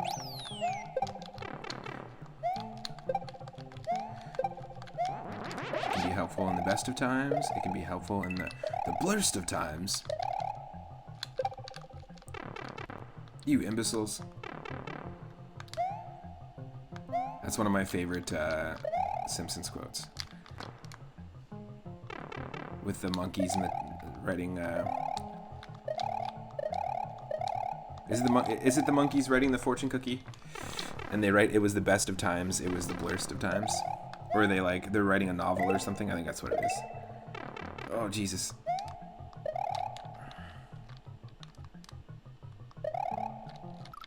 Wow. That is rough.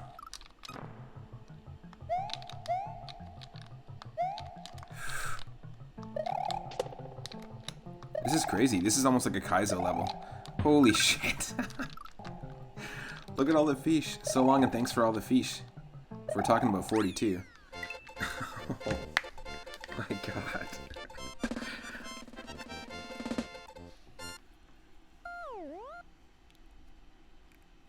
It was 1,000 monkeys on typewriters. Yes. Thank you, Daryl. Also, welcome to the stream. It was the best of times. It was the blurst of times. Okay. Speaking of the blurst. Calzone Boo's Haunt, he's back again.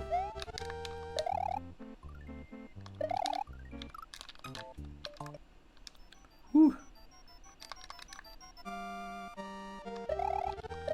Oh.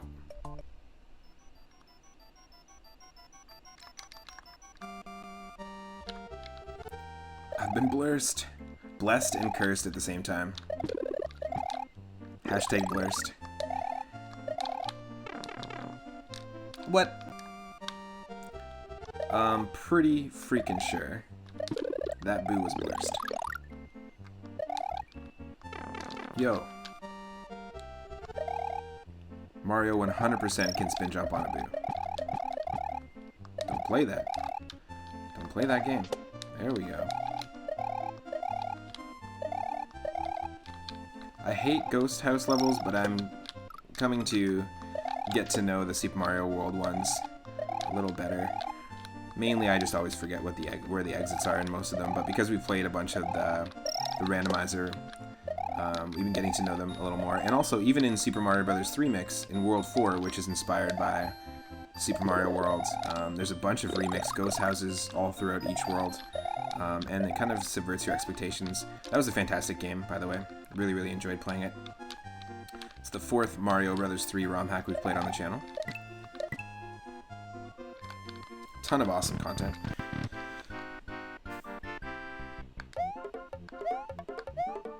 I love how Mario just, like, extends his hands but then tucks his feet back when he jumps, when he's at full speed. That's pretty funny. Okay, here we go. Yes, this music. This not tense boss music at all.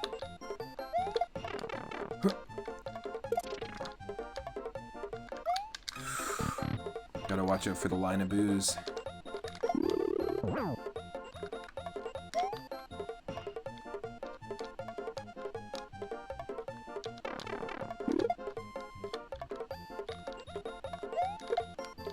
Yes. It is random health as well. Oh, yo, nice. You're keeping that redeem list alive. Awesome. Thank you so much, Daryl. Hope you're having an awesome Friday, by the way. Daryl just redeemed our next viewer request game. It's going to be Boogerman on the Super Nintendo. I did rent it years ago on the Sega Genesis. I rented a lot of games for my Sega Genesis, but I didn't own a ton. I only owned the Sonic games, only owned Columns, I think, and something else. I rented a ton of games, though. Oh, Mortal Kombat 2. Really, really cool. So let's just add that to the list. Also, look at that. We beat the Calzone Boo, and now we're heading straight into the Threat Boo's haunt. So we've had the Pizza Boo, the Calzone Boo, and the Threat Boo. I'm into that. Now, adding to the queue, I'll also just do a quick little recap for people. So starting this Sunday, basically I just play the games in chronological order as they come in, and I try to play as much of it as I can, taking into account how much content the game has. But last Sunday we played Jungle Strike on Genesis, and Kid Chameleon, which was a platformer, really fun platformer with really interesting power-ups. And then Hyper Beats, which was a brand new NES rhythm game by our follower Cardboard Box. So this Sunday at 6 p.m. Pacific, I'll be diving into Fire Emblem Burning Blade, redeemed by Grimbomb, and then Final Fantasy Tactics Advanced, redeemed by Stegosaurus McCartney for Alice Rose. And then Balloon Fight at the very end. We're going to finish with some Balloon Fight on the NES. Thank you, Itorama. Next Sunday, it's going to be King of the Monsters 2, and Itorama and I are going to try to figure out if we can play that 2-player. It's sort of a beat-em-up, Godzilla-style beat-em-up, which is really cool on Super Nintendo. Then I'm going to play a Mario Bros. 1 ROM hack called Mario vs. Airman, a Mega Man-themed ROM hack, also in Itorama Redeem. Then we've got Godzilla Monster of Monsters on NES, Evo Search of Eden on SNES, Chrysalis on NES, Rock and Roll Racing, and now Boogerman. So of course, I'm going to try to play as much as I can of each one. Also, I make a point to message you. I'm going to be messaging you and letting you know which day we're going to play them, because a lot of people do retro requests just for that night. They make it really cheap and affordable in terms of like the channel points. But I will definitely let people know when your redeem is happening. But it's been super fun. It's been a really great variety night. I've been playing tons of games that I've never ever would dive into otherwise. But I do remember playing Boogerman on Sega Genesis back in the day and getting decently far. Kid Chameleon was very fun. Yeah, highly recommend Kid Chameleon. That was if you're looking for a unique, fun-looking, and just like overall like controls really well platformer on the Genesis, I highly recommend it. The bosses were fun as well. Nash, you played Tactics Advance and had no way to save. Oh no! And then you got to the final boss, and we screwed up here. And then you got to the final boss and then died getting a game over. That sucks. That totally sucks. It didn't bother restarting. So for years, I thought that Final Fantasy Tactics on PlayStation 1 just got remade on the Advance, Final Fantasy Tactics Advance, and that was it. And I only recently found out that that's not the case. Final Fantasy Tactics Advance is a brand new game. It's its own game, standalone, which I didn't realize. I've never really played it, and same with the PlayStation version. I do have the PlayStation version, though. That's the thing. I just never really played it. I also heard that there's a Final Fantasy Tactics Advance 2 on the DS, which is a hilarious title. Like, if you really think about the title. It's like a GameCube game. It's like they made Super Mario 64 2 on the GameCube instead of calling it Sunshine. It's just really funny. Yeah, when you get burned, you're the same way. Guillotine Watch Party. Nice.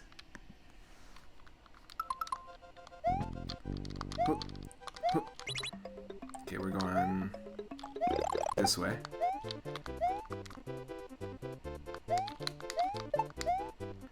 We just gotta run. Can we make it? No. But can we get to the third door? That's what we need. The doors aren't randomized. But there's tons of ice physics going on in that world. That level.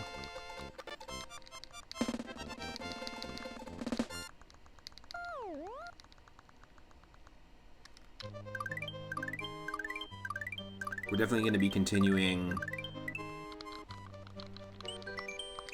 our Pokemon Leaf Green Randomizer after this. We're quite far. I mean, we just finished all the bonus game content, or the bonus content, like 1 island, 2 island, 3 island.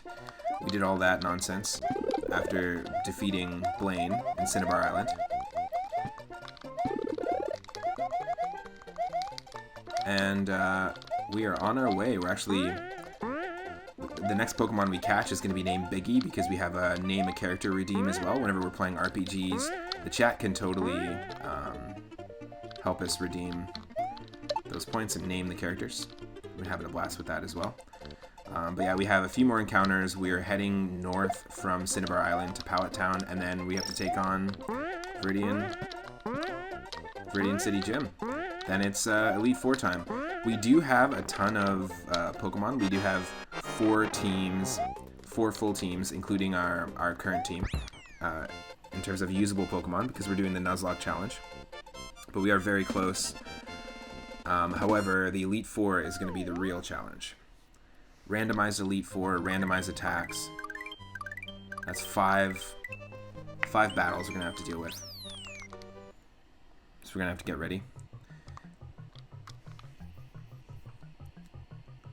Nice. Oh, no way. Yes. Okay, Daryl. Stegosaurus McCartney just redeemed Dynamite Heady on the Sega Genesis. That is a game I've watched people play a long time ago. It looks and kind of reminds me of Rayman aesthetically, and is just an awesome soundtrack, awesome experience. I've never played it, but I'd love to play it. So that's a great ad. Thank you. I'll have to play Dynamite Heady and Boogerman together, for sure. Thanks for adding another one to the queue. You're just banking those moonstones, man.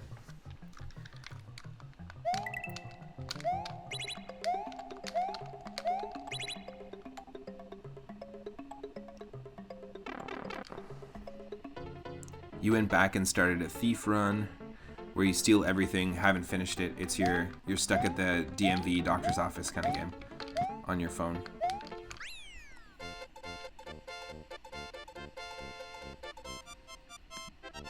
You gotta save him up again. Nice.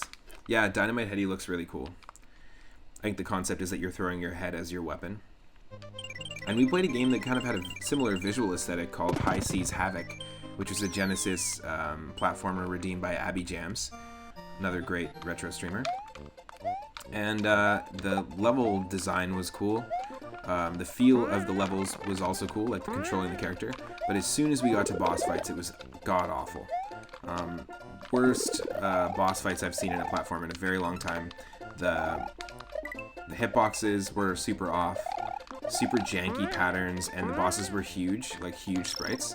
So it was really difficult to navigate on the screen. Highly wouldn't recommend that one. If you're looking for a good Genesis platformer that isn't Sonic, try out Kid Chameleon. If you're looking for a bad one, try out High Seas Havoc. Because no matter how good the levels feel, it's never going to make up for the fact that the bosses are super janky.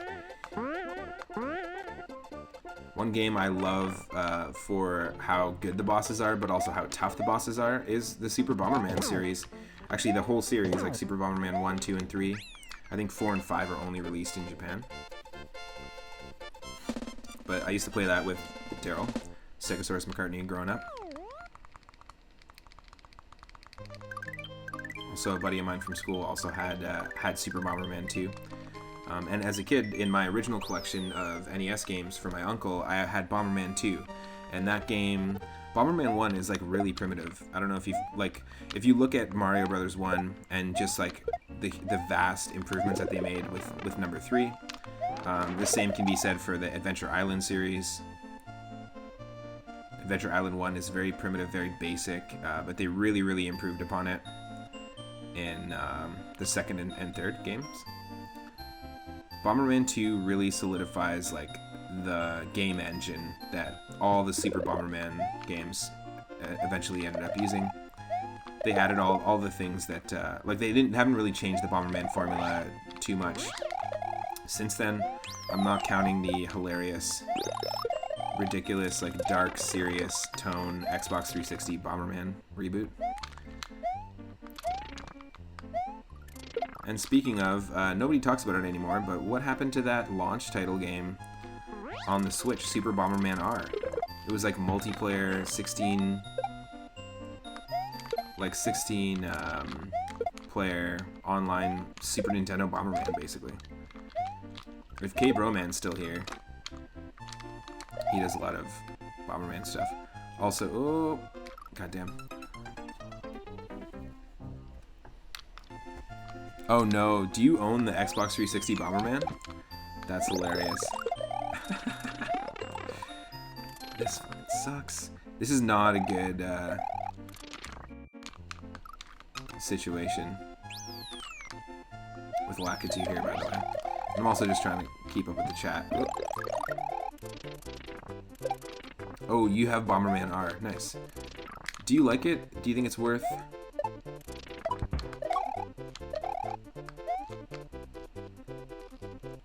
Do you think it's worth picking up? I know that there might not be a lot of people playing it these days, but...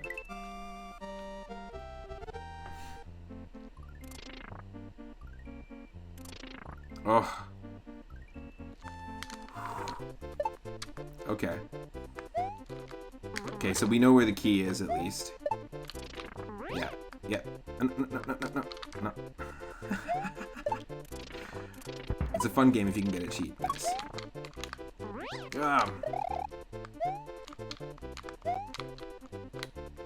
No. This is god-awful.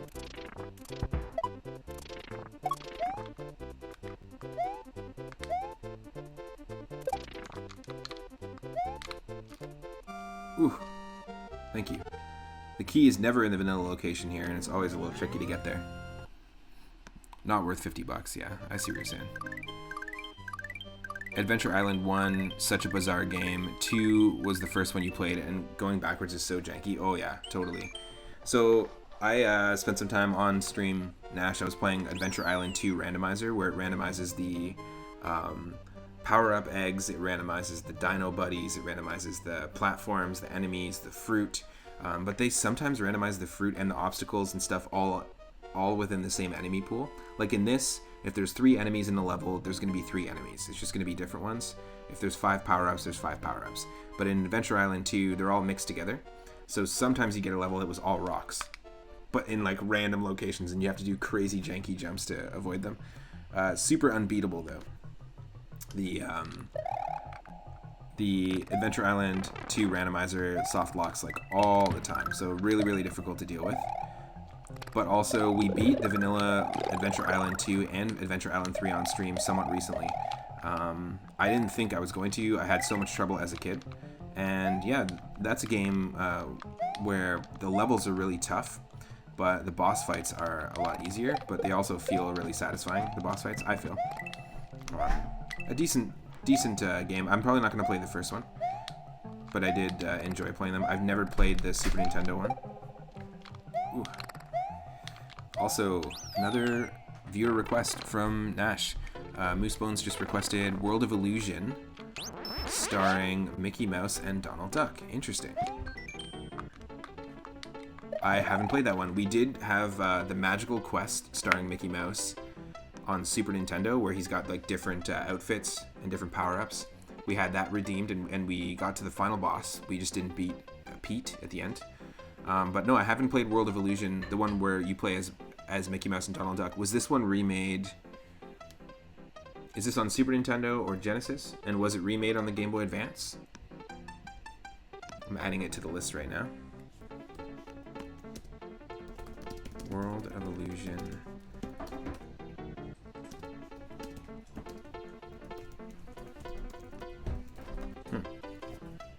Cool, I'll just save it there. Genesis, cool. Oh yeah, then I don't think I played this one. Is this the sequel to the Castle of Illusion? The prequel was remade. Because I think I used to rent... I rented very often, I rented Mickey Mania and the Castle of Illusion. Also, there's something on the screen here that will be our brand new emote as soon as it gets approved, by the way.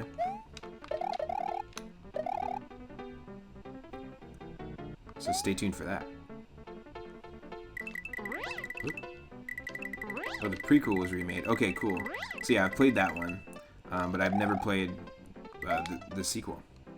I'm stoked for that. I really enjoy the Disney platformers. I mean, we played The Little Mermaid, we played Mickey Mania, which actually, Mickey Mania like looked like it was jankier than it was. Visually, it looks great. Yeah, I think we're not going to be able to do this. We can't get the key because the key we had to leave behind because of that screen. Unfortunately, you can't take the key up a vertical wall, so even though this is where the keyhole is, we're not going to be able to, yeah, we're not going to be able to get that secret exit. That's fine. But yeah, I was very surprised that Mickey Mania was like controlled as well as it did and wasn't developed by Capcom. It was developed by Traveler's Tales, of all people. That's interesting. I know them more for doing like 3D platformers, PC games.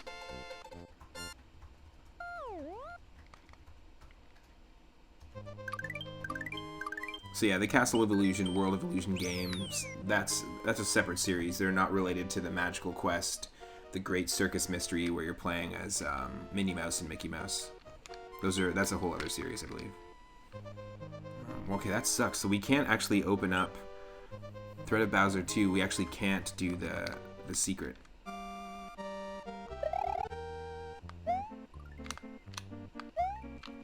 Now this one we're just gonna beat the standard exit here. Yeah, thanks for all the retro redeems, by the way, folks. Really excited. They're all games I haven't played before, or games, you know, different versions of those games I've played. Like Boogerman, I've played the Sega Genesis one, and you know, like most Sega Genesis and Super Nintendo games, there's usually some pretty drastic differences between each port. Also, Daryl, you redeemed the Animaniacs game, the Super Nintendo game, a while back. God damn. And I watched someone play the Genesis one recently, and they're very different. Like you were saying, it's pretty crazy.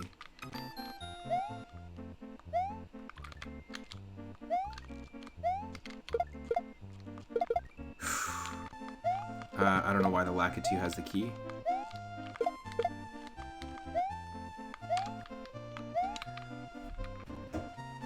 Ooh. Oh my god. Get out of here, buddy. Whew. Yeah, I definitely played it. The SimCity on Super Nintendo, definitely played that one for sure. I had that one. I like that the mayor is basically Will Wright, the creator of The Sims. And yeah, I like that one of the disasters, because obviously the SimCity games, you can call upon disasters like hurricanes and volcanoes and tornadoes and earthquakes and stuff. And one of the disasters on the Super Nintendo SimCity, which has a great soundtrack, by the way, really, really great OST, is that you can call upon Bowser to show up and just like breathe fire Godzilla style and destroy your city. It's a nice little touch. Just Lakitu things. No explanations, just Lakitu things, that's why. Great. Once a day. We have an inside joke, basically, Michelle and I, that I drop my controller at least once a day. It's mostly just once a day. It never happens more than once. It's just like such a jarring sound. Yeah, it happens all the time. Also, I dropped it just so I could write this really bad pun and play on words because of what we just saw there. And it wasn't worth it. And now, like, there was all that build-up. And the pun's there.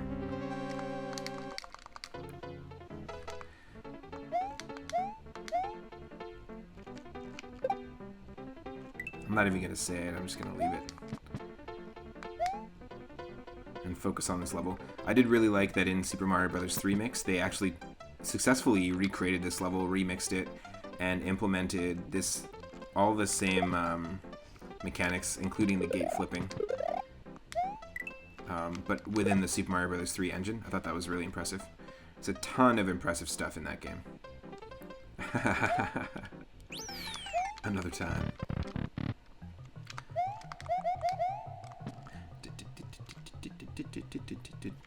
I also really appreciate that the Bowser levels in Mario Kart Super Circuit, all the Bowser Castle tracks, have segments of the tracks, each one of them on the Game Boy Advance, that are basically just these nets.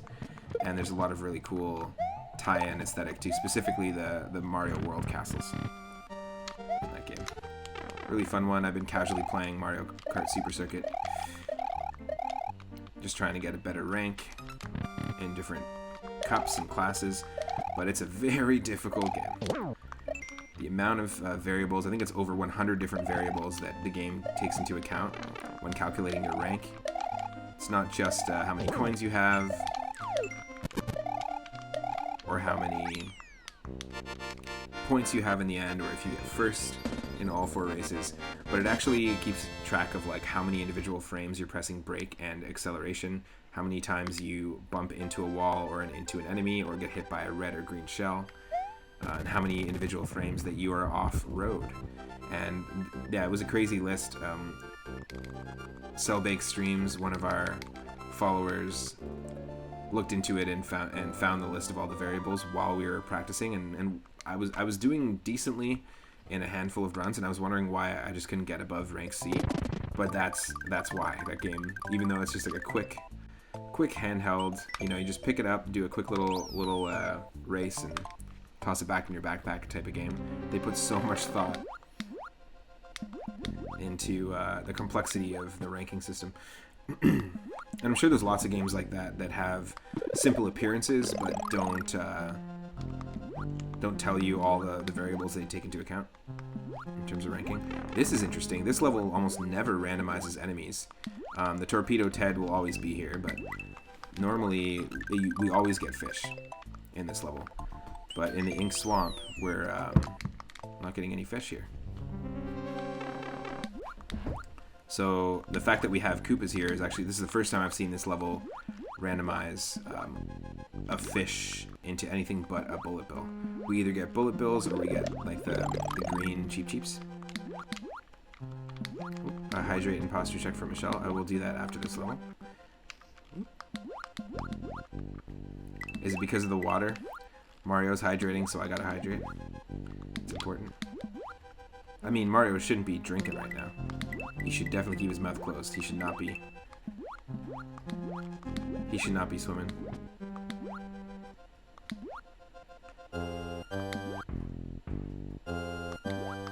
Ooh. Ooh,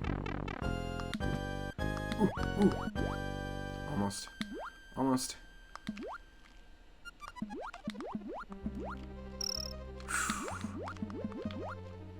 Easy does it. This is crazy. Nope. I'm stoked we were able to find a couple 3-up moons as well, and one right when we got rated too. Oh my god. Jesus. Holy shit. Whew. Boom. Sorry, let me do that posture check.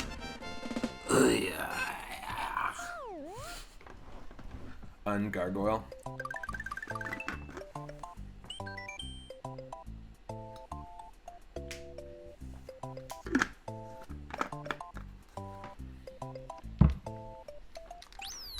Larry's Cavern 2. It's a pretty open cavern. So this is actually, I think this is Yoshi's Island 2. This is the second level. So World 1, 2, basically. In the original game. Hence it's why it's teaching us about spin jumps. Yep, we can eat those. Thankfully.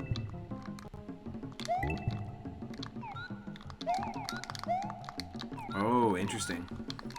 So we actually get all the powers when we eat the yellow Koopa shells. That's useful for Lakitu levels. Basically, in the original game, when Yoshi eats different colored Koopa shells, he gets different powers. And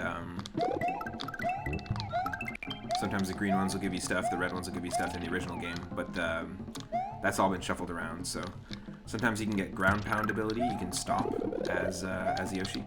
Sometimes you'll get the ability to fly. Sometimes you'll get fire breath, and then there's something else.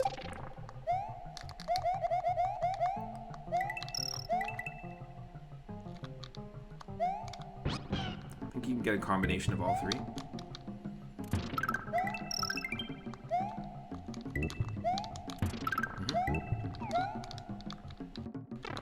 Nice. I love that all these sub-levels are random because you can get stuff like this. Woo!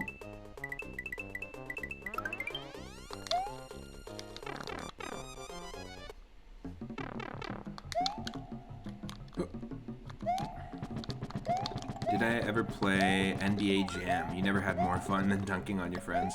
I did. I did play NBA Jam. Was that on both consoles? Was that on Super Nintendo and Sega Genesis? Yeah, that's a classic game. Definitely would be a fun one to play, but do a co-op. Or to revisit. This is an interesting one. We have to beat... I think we have to beat the level with a certain number of coins, like odd or even number of coins, I can't remember. And before the timer reaches 250. So no Yoshi here. No! I used the wrong jump. NHL. NHL hits. I had NHL 98. But I didn't own NBA Jam. You could give your team horse heads. I was just about to say one of the coolest things about sports games in that era was the big-headed code, and I guess it was called DK mode in games like Tony Hawk's Pro Skater and stuff like that, where the character's head was just made huge, like bobblehead vibe. Can we do it? Oh no. Okay, 259. Can we do it in 9 seconds? Get the height? Yes. Yes. No. We could have done it. That was possible. We've had some crazy key moments already in this run. Oh. If I didn't do that extra spin jump, we would have done it. It has to be before we hit 249, basically. No. Nope, I don't know what the hell was going on there. Complete unnecessary delay. Woo.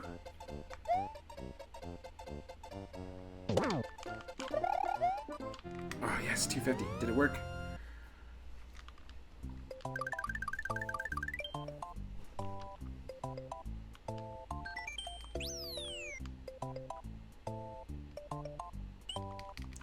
Did you ever play Super Tech Mobile? You don't know if it would sell up there. Yeah, in Canada, we've got basically the same football. We just use Canadian bacon as our pigskin. No, we have the same thing. But Super Tech Mobile, I think Tech Mobile was originally an NES game, right? I've never played any of the football games.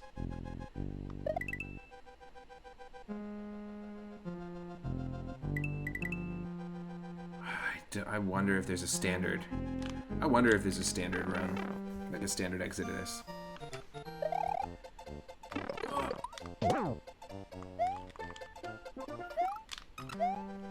I'm very shocked as to why this is happening. We might actually be skipping ahead. We might actually skip ahead these levels, which is kind of dumb. Because it looks like this level is only leading us to the one exit. This is the one level in Super Mario World where one of the exits is tied to coins and your time, not your...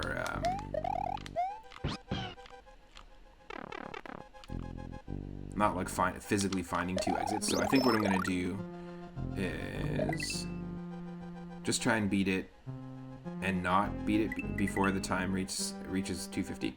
I'm not exactly sure what variables we need here to unlock that exit. Oh, see, look. That must be it, because Now we're in a different area, which we've never seen before.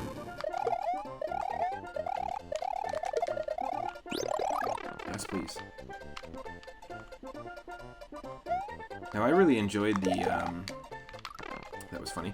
I really enjoyed the remake of this on Game Boy Advance. Super Mario Advance 2. And for me, I spent a lot of time, like, we played Super Mario Brothers 2 Randomized recently. And I really enjoyed it as well. But I never really grew up with the NES Mario 2. I had Mario 1 and Duck Hunt and Mario 3. And my Mario 2 experience came from the All-Stars pack on Super Nintendo and the Advance remake as well, with all those hilarious voice clips. Especially Birdo's voice clips, those are great. One of the most nostalgic things to me is those like compressed sound effects, the compressed like arcade style sounding things like Double Dwibble and Blades of Steel. And a lot of the remade Super Nintendo games on Game Boy Advance utilize them. Even Mario and Luigi Superstar Sega has a ton of it. Mario Kart Super Circuit. Congratulations! That's great. They were just really trying to show off the fact they could add voices. And in earlier games, like on arcade cabinets and NES and stuff, when they tried to put in voice samples, Bit Crush voice samples, I love that stuff. The voice clip for Blades of Steel takes up more memory than the whole game does. Well, they don't just have Blades of Steel, they also have Face Off. That's it. Those are the two things. I'm surprised they even had enough room for the game Skate or Die 2, because they've got a full opening theme song. Kind of like Mummy's Alive. Just as cheesy. In fact, just because of how awesome it was to hear the Mummy's Alive theme song, I'm definitely... This Skate or Die 2 was one of the worst skateboarding games I've ever played. It had a half-pipe, like, ramp mode that was kind of fun, but the actual game itself consisted of you... Like, there was an NES game called 780 Degrees, which was like an isometric one. It was really difficult to control. Your character kind of like swerved around. Like, there was a lot of jank in the control. But Skate or Die 2 was like super, like, ultra 90s, super cool aesthetic. You had to collect tacos and CD-ROMs and Walkmans and burritos, and you would ollie on rats in the sewers. And it was clearly inspired a little bit by the Teenage Mutant Ninja Turtles games aesthetically. But there were like... It was just super awful to control, but the theme song was great. And there's a little bit of a metal vibe to the Valley of Bowser, where we are right now. The music we're just listening to here. And you get that same vibe with Skate or Die 2. Skate or Die 2 was made by EA as well, so they were working on those sports games early on. Here. It's just too good. I have to share it. I've always wanted to see a band cover this live. Sorry if that's loud. There we go.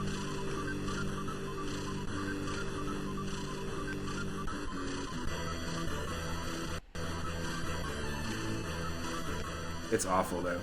Like, god awful.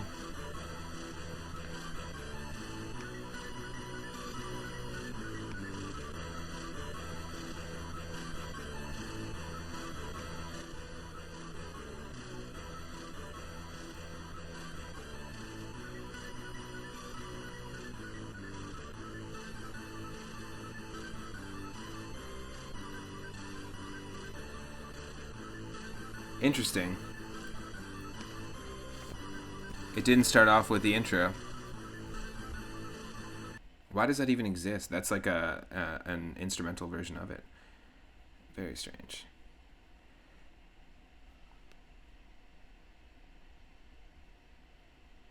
The full intro.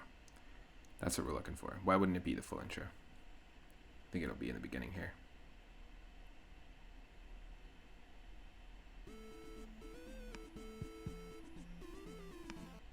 Let's see.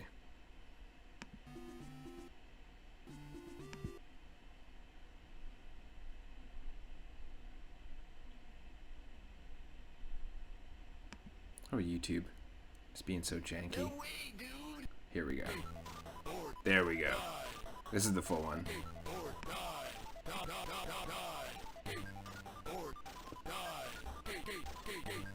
This was NES, yes. So good. Just so bit crushed. It's just like, how much can we compress this?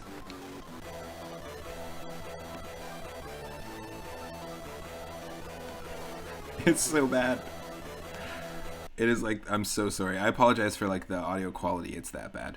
But the aesthetic of just that, like, you know, why don't we just like look at the tracks and see what instruments and what notes we can actually fit into the sound chip? It's like, no, man, just crush it all in there.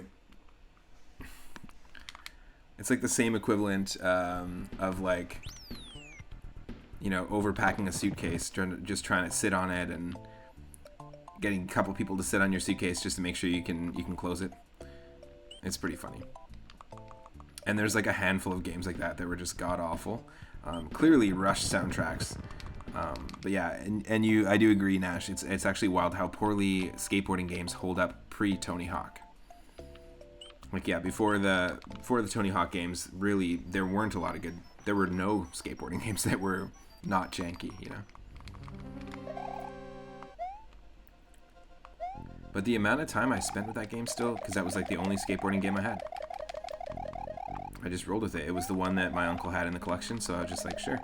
And you know what? There's a lot of, I can say that about some of the other games. Like, I played a ton of Quattro Adventure, which was a 4-in-1 cart by Codemasters, a UK development company.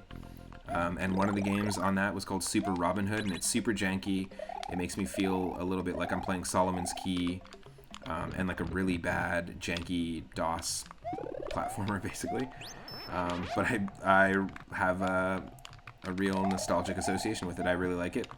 Spent a lot of time with it as a kid. It was just what you had. And I know a lot of people have those experiences, right? It's like maybe you were gifted a game by a family member or a friend that like they thought you might like, and it's totally just what you had at the time, or like you rented a game and it's just what you had. I know Daryl was recounting a really funny story about how like you had to in order to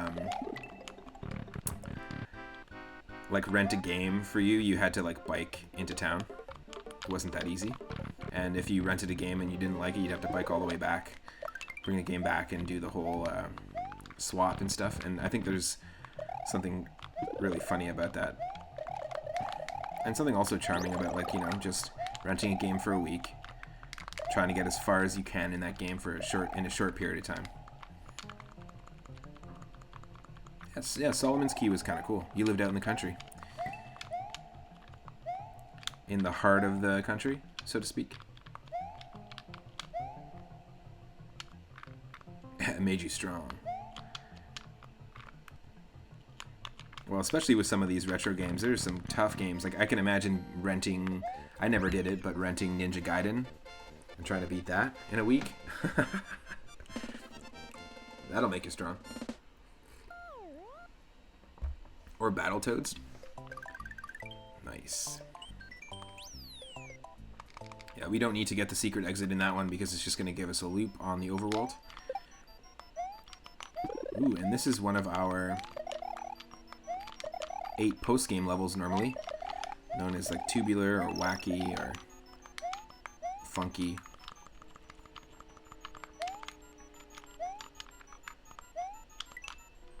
And hopefully we'll actually gain access to our 8 post-game levels. We normally do in the last few runs we have. But it's not guaranteed that you're going to find all of the Switch Palaces or all of the post-game levels or even your top secret area. We just got lucky with that one. Oop.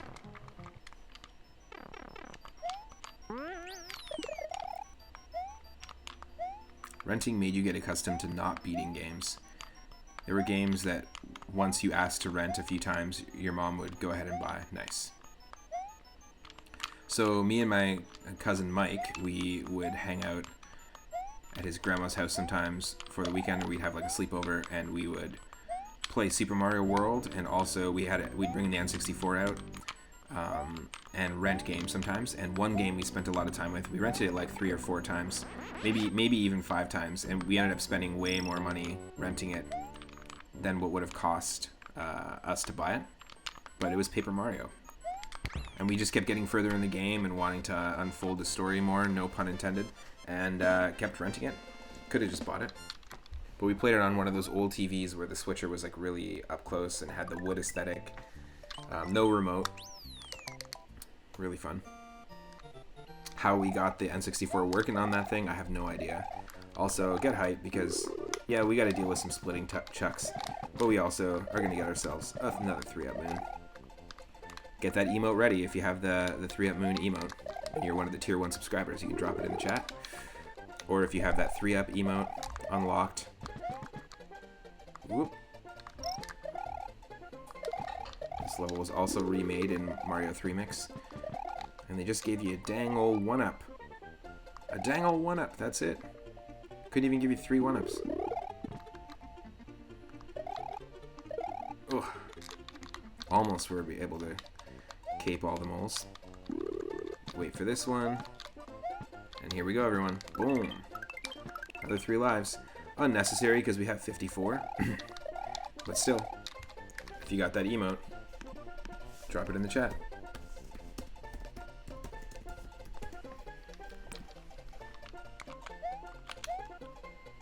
Oop. I think... yeah, we gotta do this. There's a few different places where we can find progression in this level. Oop. Oop. Oop.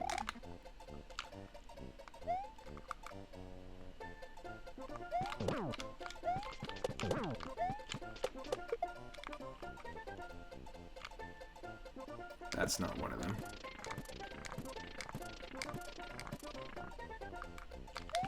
Ooh, yes.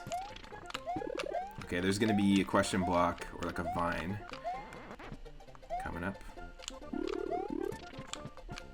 Oh no, this is a bad idea. Oh my god. Yes. Okay, Mario is Neo from the Matrix. Somehow. Whew. How the hell did that happen?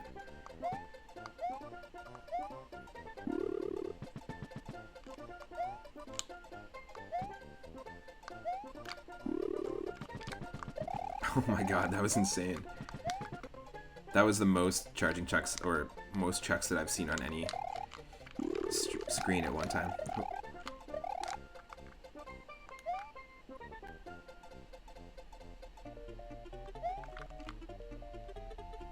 I'll take that. Well, where's our thing? What am I missing here? How am I not myself? My life. Life, life, life, life. Oh, get out of here. That's what we're looking for. There we go.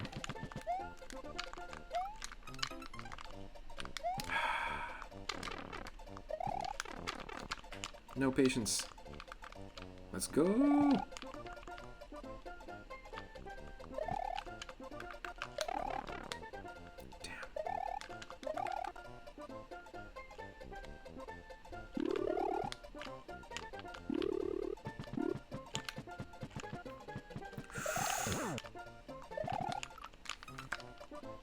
Damn, this is not gonna be fun.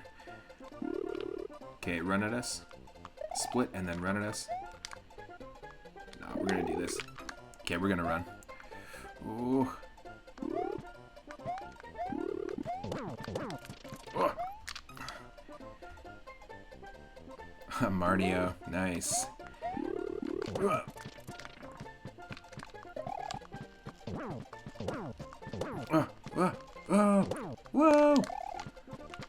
I don't know how this is happening.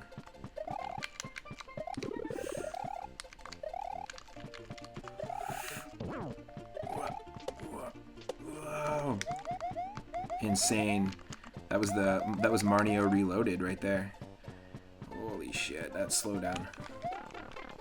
Way too many sprites. Woo! Holy crap. That's hilarious. It did help that we got the bullet time moments as well because of the sprite slowdown. Ooh, yes. We've defeated the Calzone Boo, but now we enter the Calzone Pantheon. Very cool.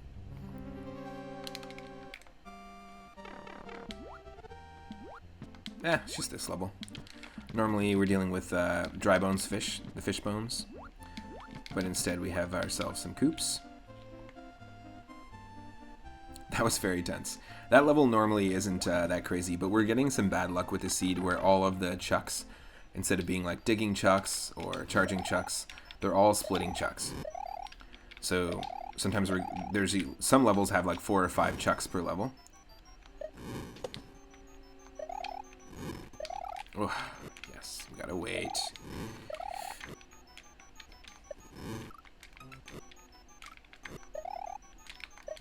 Yes.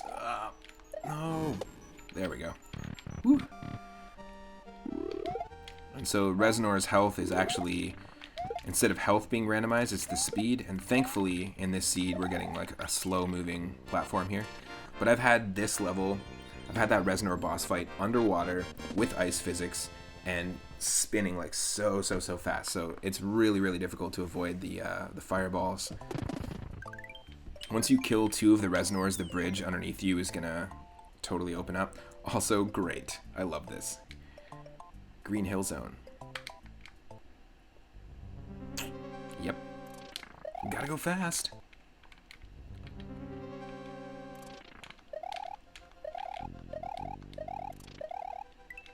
Speaking of janky skateboarding or boarding physics, I really enjoyed the non-janky boarding physics in City Escape in Sonic Adventure 2. I was watching Upside Down Matt stream the Dreamcast version of Sonic Adventure 1, a game I've never really played. I've only played the second one. I had it for GameCube. I think a lot of people, that was like their exposure to that series, was Sonic Adventure 2 DX. Or Sonic Adventure 2 Battle DX. Way too many names. It's a long-winded name, but a really fun game. But I did really like the City Escape level. That was my favorite one in that game. Music is terrible, but it was a very fun, a fun first level.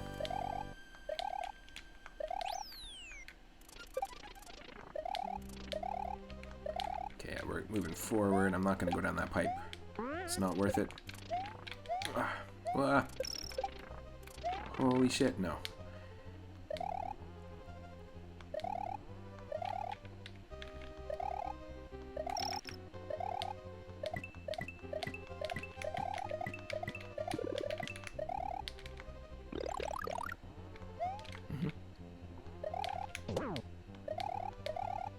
Done. Now, as a kid, I always thought this game, I expected this game to have 8 worlds, but there's only 7. And we have just made it. I think there's one extra level before we take on Fabulous. Fabulauser.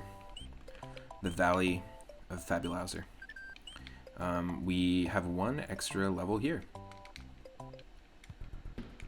Right here. Calzone Temple X. Up on the cliff.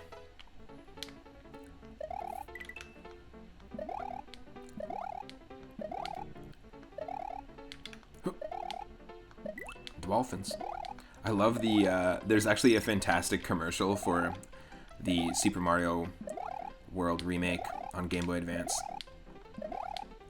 where Mario's got his cape and he's up on a cliff and the dolphins are, like, he's basically doing the Little Mermaid sort of Titanic pose on the edge of a cliff. It's like way too epic. It's pretty funny. And there's a bunch of dolphins jumping up and it's supposed to reference these levels.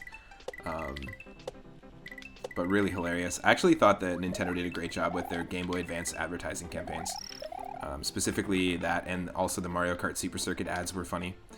It was people in like airport, like luggage, like baggage claim carts, throwing bananas and shells at each other.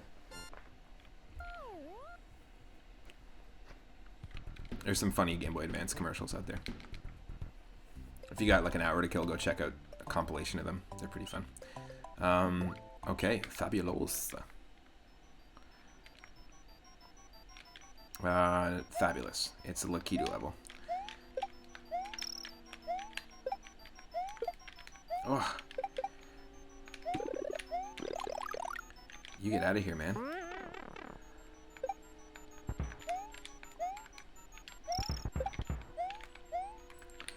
These levels with the bullet bills always remind me of the original Mario Brothers 1, because that game has a ton of levels that are like this, where you have to like dodge the bullets. Mario 3 has a ton of levels like that as well. And yeah, they're toughies.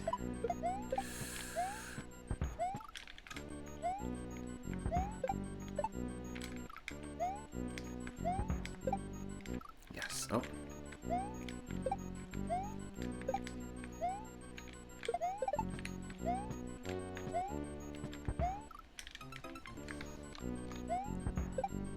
Yes.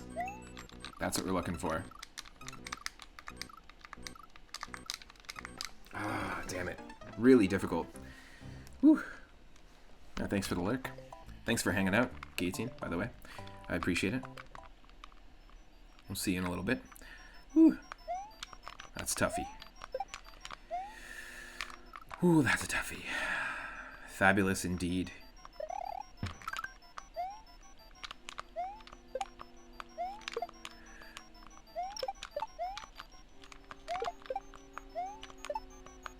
I love that the face stays in front of the tree trunk. I'm just hoping that this is going to last long enough that we can get past a certain section. Nope.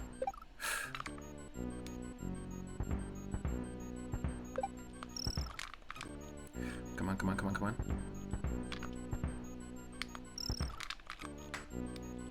Ooh.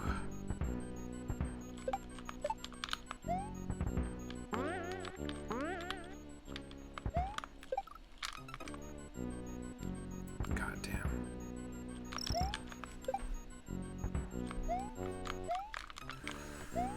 Awful. Awful.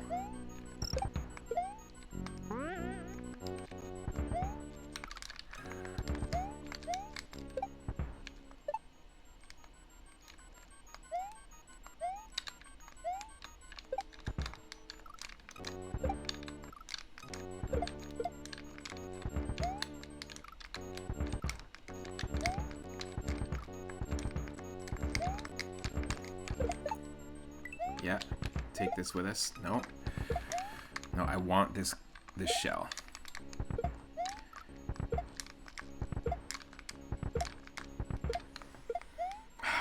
Damn it.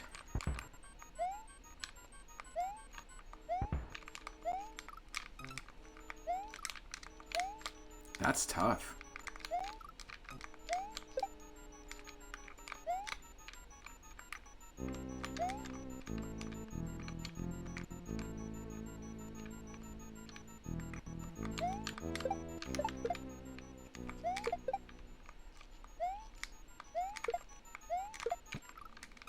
Great.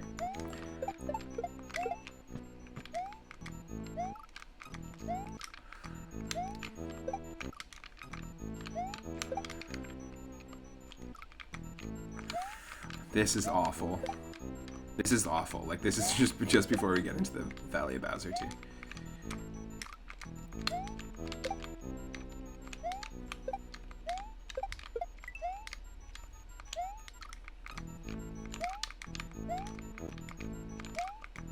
Fuck this shit. I'm not pressing right.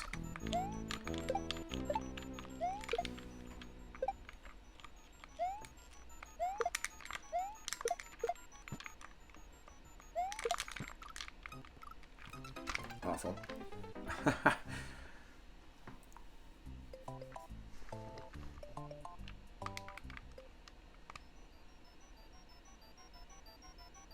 Just not a fun version of this level at all.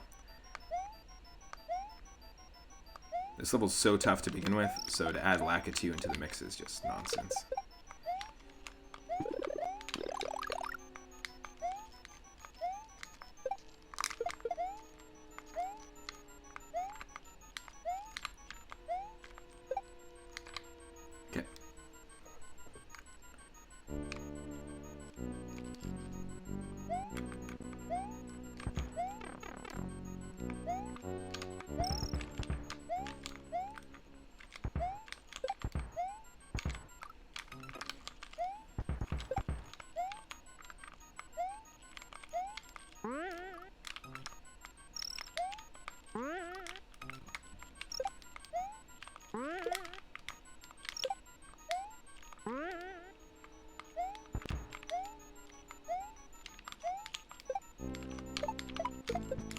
Oh, we got there too.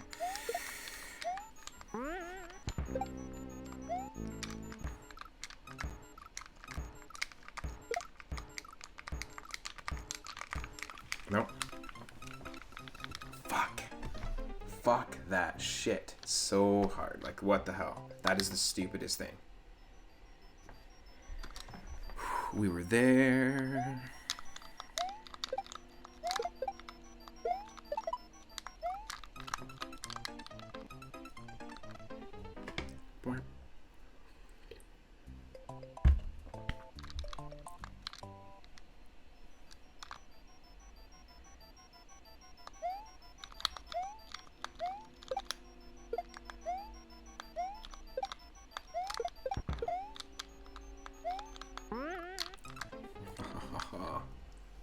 It's definitely not a level I want to do without power-ups. We'll have to go back and do power-ups in just a sec. I'm going to take a quick break, though, just to have some food, and I'll be right back. And basically, we're just going to do this and then take on the Valley of Bowser. We only have one world left. So stick around. I'll play some tunes. I'll play some music from the original Pokemon Snap. Thanks for sticking around. Thanks to everyone that's been hanging out, and thanks to Cyphers and to the most recent followers and all of those amazing people redeeming retro games. Really appreciate it. So we'll just pause this. I'll get the Pokemon Snap music going. It's a really underrated soundtrack. Fantastic soundtrack, actually. So I'll see you in just a little bit.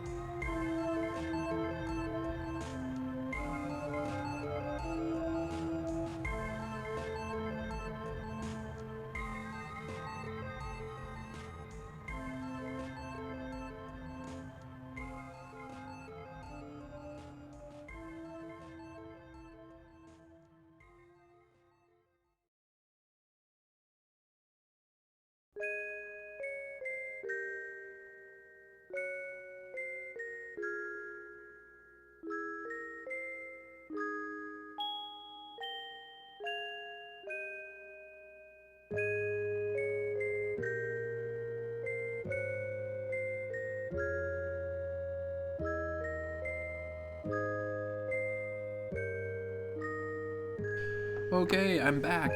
Just had to get some food in me.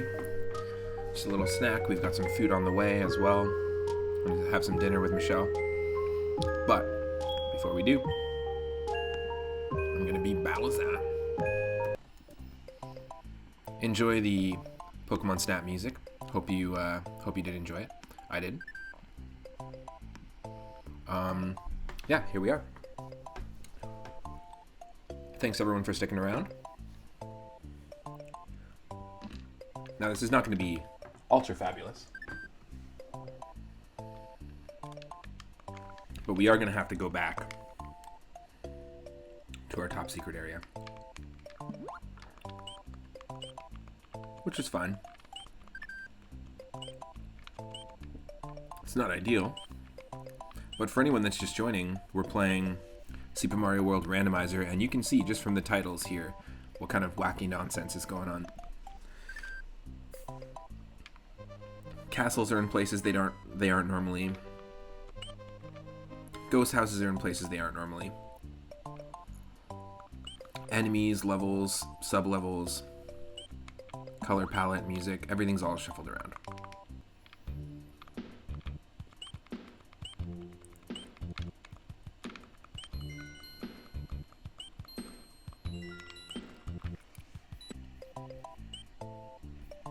Let me know if you need a little more game audio as well. You should be able to see me there. Hello, I'm back. I'm back. Yes, I'm back.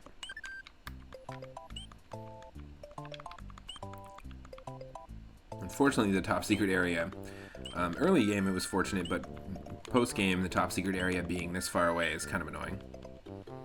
But I remember going through this exact experience the first time I played this game, the vanilla version of this game. And you know what? Sometimes, that good shit is worth waiting for.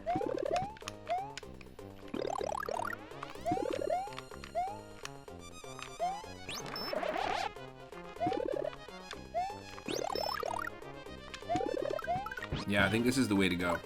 We're going to take Sledgehammer Suit and we're going to take Yoshi, because the Sledgehammer Suit should allow us to destroy the Lakitu pretty easily.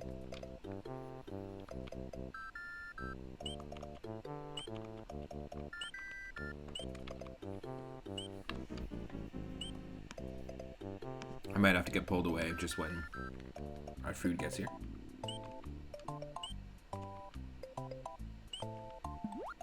In fact, I am just going to walk to where we need to go, and I'll be right back, because it's got here a lot quicker than I thought.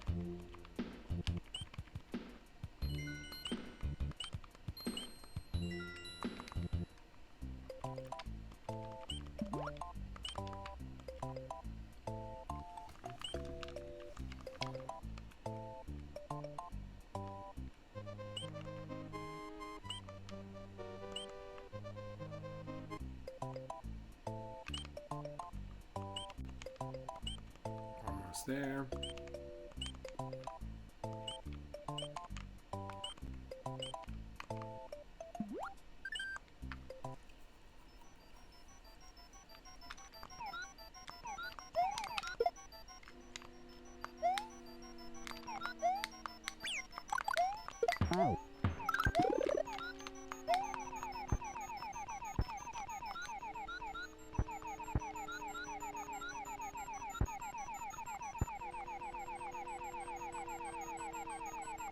Here we go. This is the fabulousness right here. Heck yes. That's exactly the way to do it.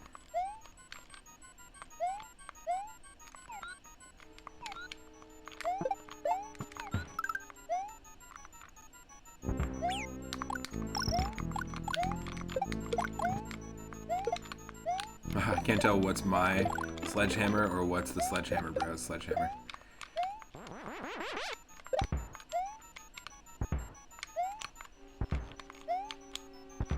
Oh, yes, that's what I'm looking for. Done. Okay.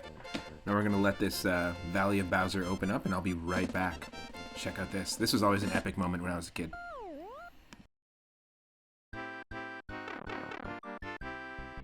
Not the bonus game. The bonus game wasn't epic.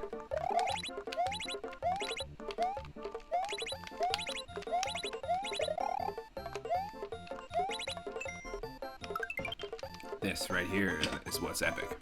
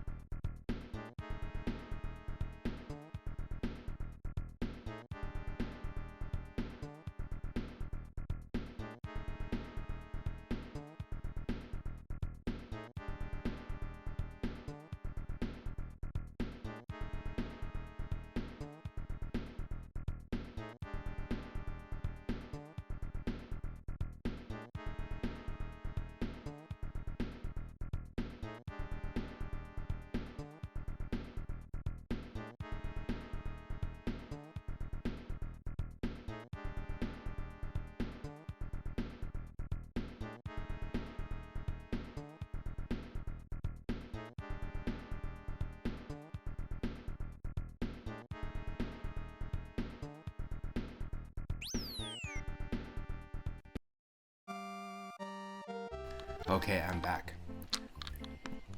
Our delivery guy was asking what I was doing today, and I said I have a Twitch channel and I'm playing some Super Mario World and playing some retro games, and he's like, all right, man, I'll catch you on Twitch later tonight, so we might have him join us in one of our later streams. That was pretty cool.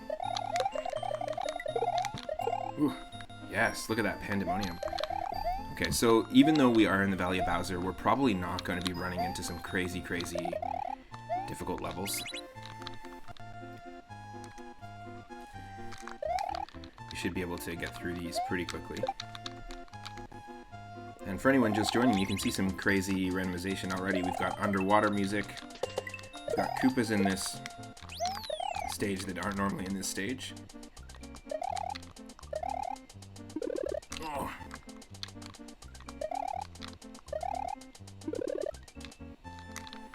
Nah, there's no way. We can't do that timing with the spin jump. I gotcha.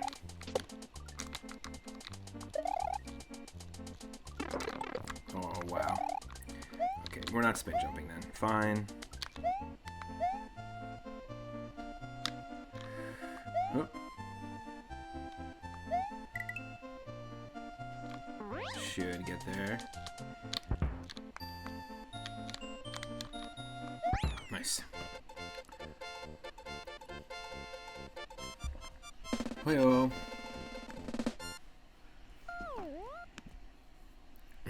I'm back. Thanks again for your patience, folks.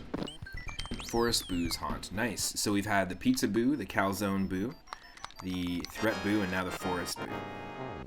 I like that it's creating lore. Ooh, that was awesome. I don't know how I did that. But there's just sometimes you just hit the stride with the Mario World cape, you know? This is part of the reason why I think it's one of my favorite power-ups in any Mario game, is just because you can do some really cool tech with it. Ooh. Double leaf. Double leaf. Disbelief, double leaf. Disbelief, dat belief.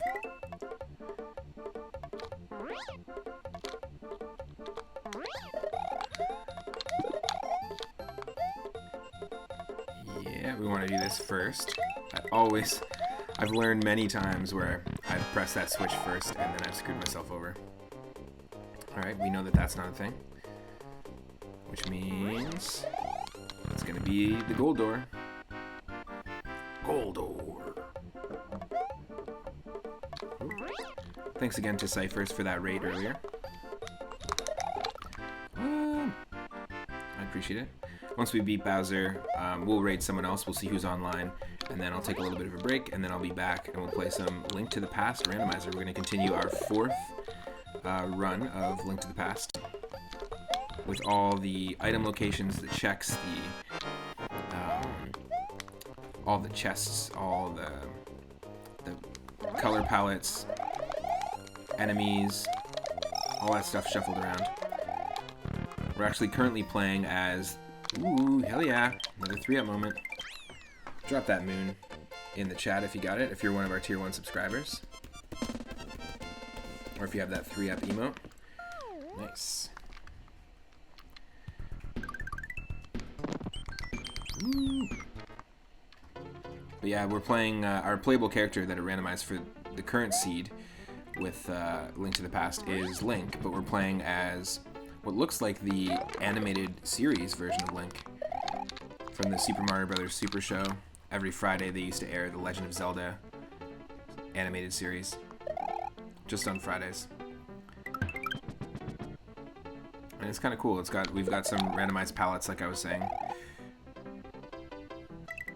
So it just changes the vibe up, and it's drastically different than any of the other runs that we've done so far. It's one of the things I love about that game.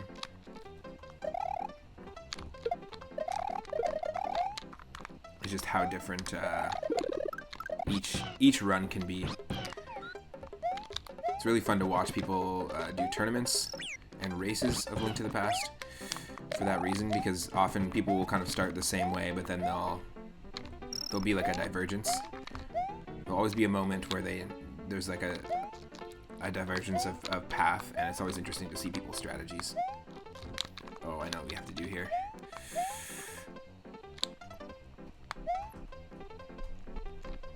That's what we need to do.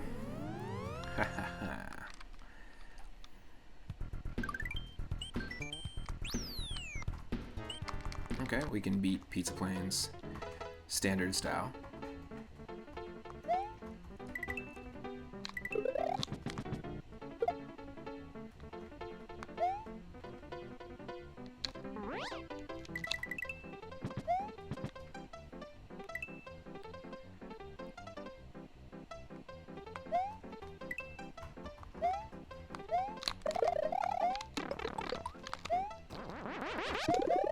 I'll take Yosh again. That wasn't worth it. That wasn't worth losing the feather for. Come on. Come on. Let's go.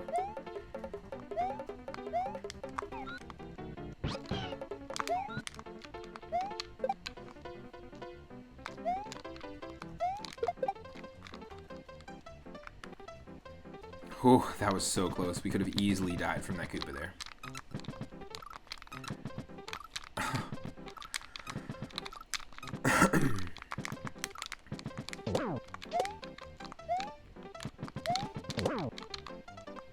Wow.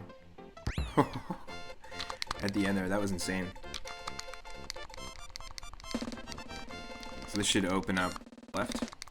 Now you'll notice we just cracked 1,000,000 points in this game. But obviously no one really cares about Super Mario World points and high scores. High scores really stopped being a thing that really mattered. I think really in the release of the first Super Mario Brothers game, where there is a high score, but there's no high score board. You can get points, but it's all about beating Bowser. It's not about how many points you have. And there was a big paradigm shift in video gaming, where high scores mattered. It was this big thing in the arcade era where there was this like huge sense of satisfaction if you're able to get a high score or get your name up on the board, especially in an arcade cabinet, in an actual arcade. But now it's all about achievements and how quickly you can beat a game, and you know, certain it's all about speed running, right? That's kind of the culture. And I have a series called The Whim of the Wheel, and just to revisit some of my favorite NES puzzle and arcade games. You know, growing up as a kid, I used to play a lot of games that were really high score dependent, and I tried to beat my high score a lot. And so what I do is I have a roulette wheel, and we're at the whim of the wheel. Whatever game we get served, it's one of 15 games that I used to own on my original NES, my first collection ever that I got from my uncle. And whatever game we get, I have to try to beat my own personal best high score. We have an ongoing high scoreboard, which is really cool. And it's just a nice little nod to that era when it mattered. And it was actually playing these games that got me thinking, you know, why do I care about my score? At what point in video gaming did we all stop caring about high scores?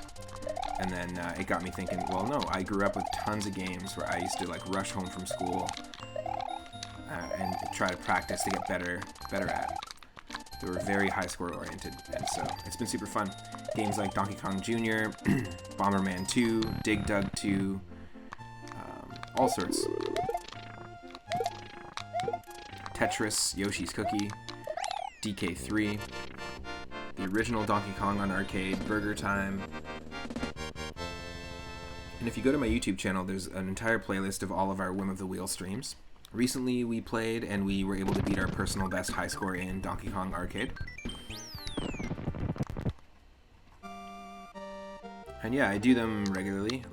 You can obviously just catch me streaming them throughout the week.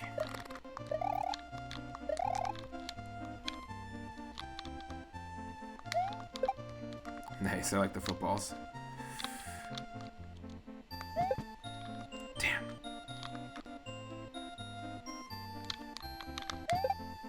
Yes. Please.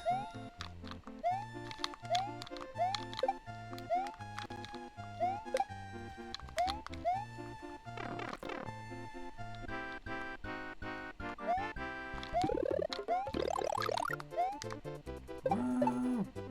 Whoa.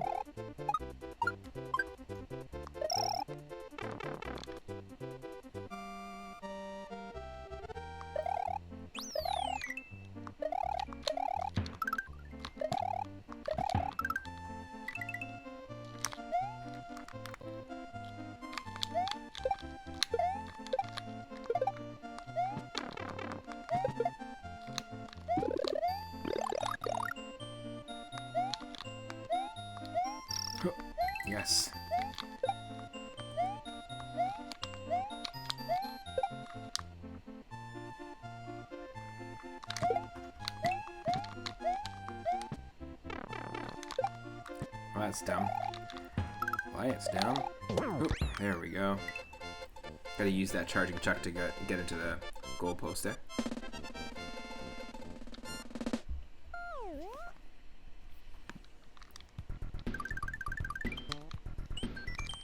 Bingo. A couple more levels. I'm gonna skip the one fortress on the one side. But just a few more levels and then we're on to Bowser. And just like all the bosses that we've seen so far. Ooh, interesting choice. Yeah, just like all the bosses that we've seen so far.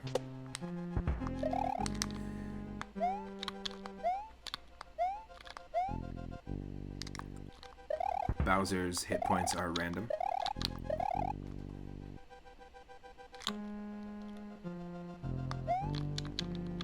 Ooh. Can we be quick enough?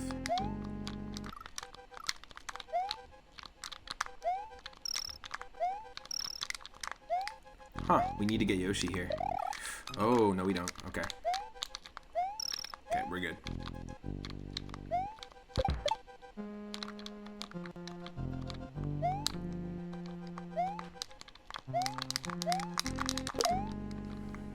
That's dumb.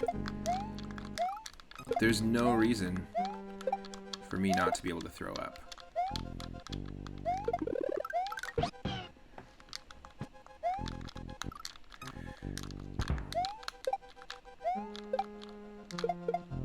Okay. Yoshi's gonna stay up there.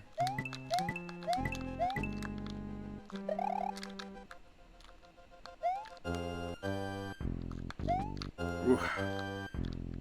That is awful. Come fall down here. Thank you, Pokey. There we go.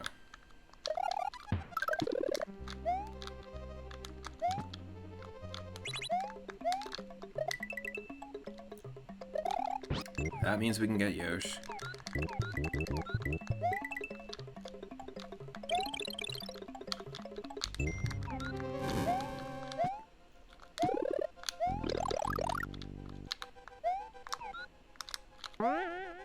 Yes. Sorry, Yosh.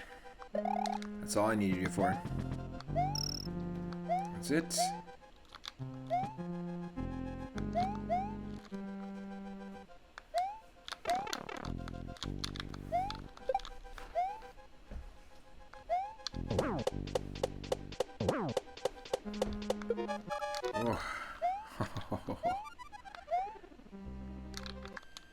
Well, that's awful. That we have to do all that over again. What a waste of time. What a fucking waste of time. What a fucking waste of time. What a fucking waste of time.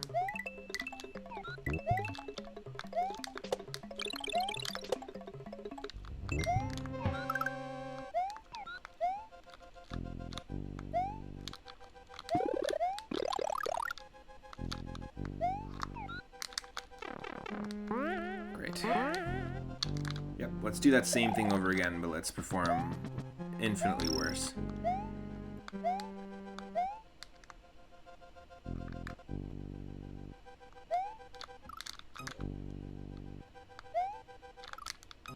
Nonsense.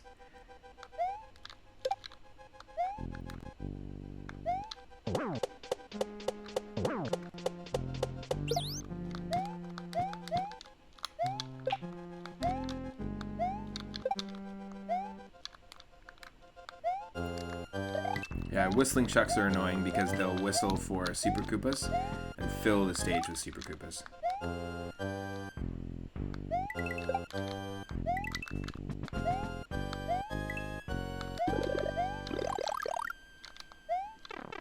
Oh, great.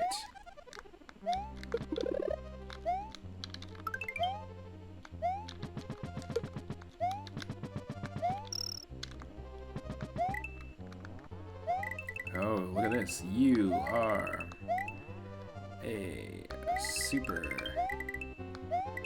player. This is one of the bonus stages. It's like a secret stage in the vanilla game. And we are finally here. Bowser's Castle. Get ready. We're also approaching the 4-hour and 20-minute mark in terms of the stream. And if you're on Pacific Standard Time, you know what time it is.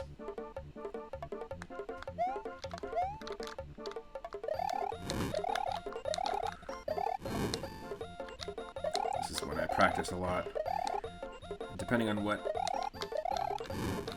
enemies you get here, it can be a little difficult. But we're actually pretty lucky with what we got going on right now. Just the flying red Koopas.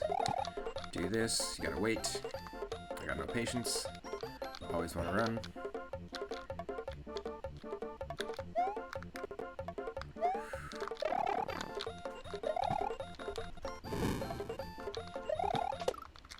Oh.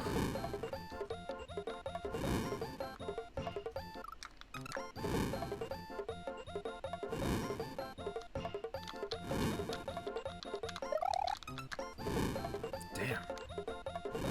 Kind of awful that this thing even made it in here with me.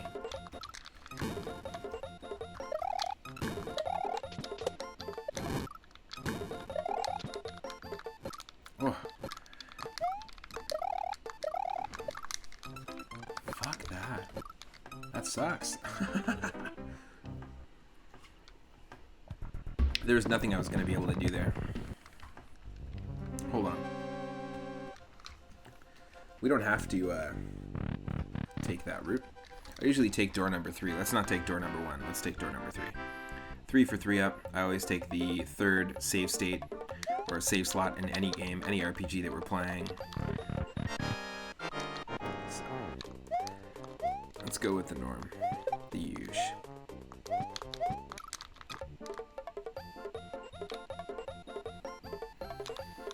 It would be nice if it didn't die.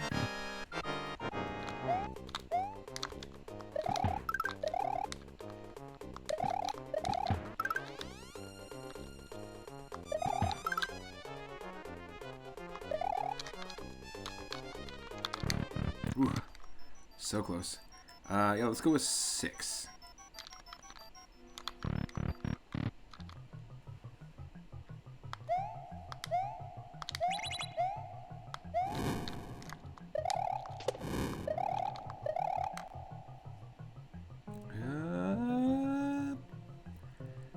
Remind you of a Mario 3 level much?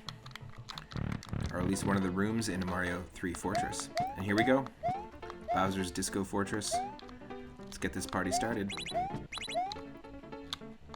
said, there we go. Hey, I said.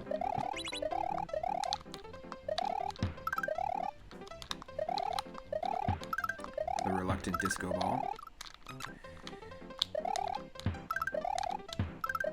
Here we go, everyone. Right around the corner from Bowser.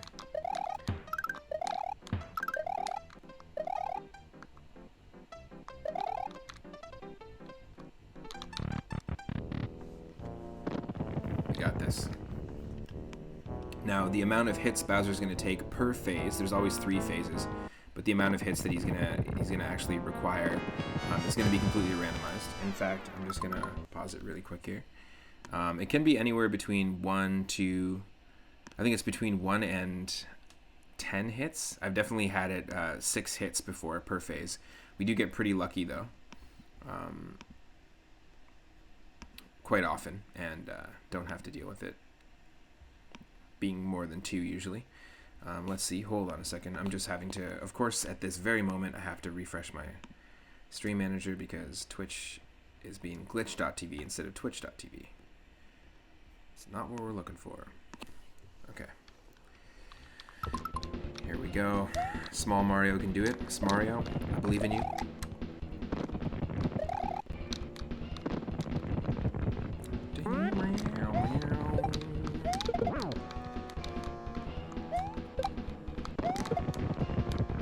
Yes. Okay, it's gonna be more than 2 hits for this one.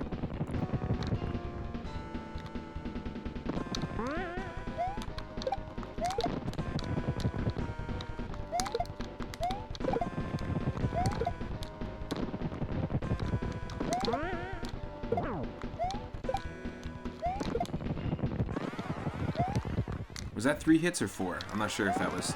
It might have been 4. It means that each phase is going to require 4. My strat here is always just stand next to the first fire. You should be fine. Wherever the first fire lands, you're going to be good. There we go.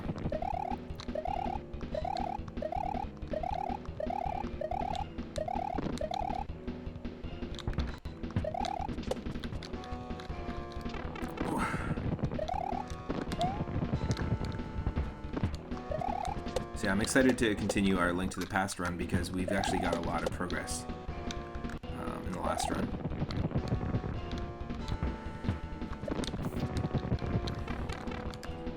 I believe we did a ton of stuff. We got our hook shot, which opens up the eastern side of Death Mountain. That's what we're going to be doing first. So exploring a few more of those caves. We don't really have the magic mirror, so we don't have easy access to and from the Dark World. We just got to handle it with the portals that we have access to. I think we have access to every portal, but we don't have access to the mirror, and I think the mirror is quite useful. Pretty sure it's necessary to, as well as the Ocarina, in order to access Misery Mire and Turtle Rock.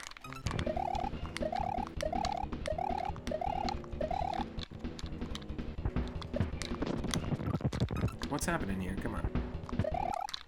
We know how to do this.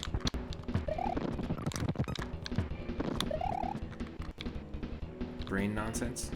Is that brain nonsense again?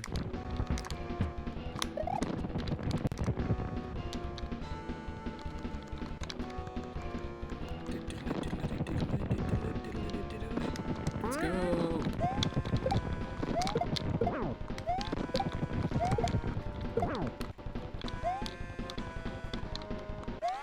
No, it's 3. It's a 3-hitter. 3 per face. Oop.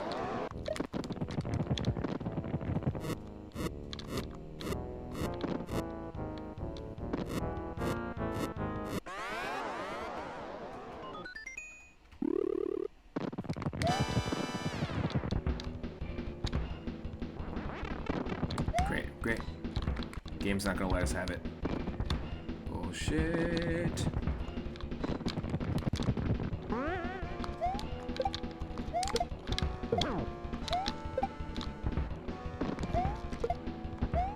Oh. Let's go.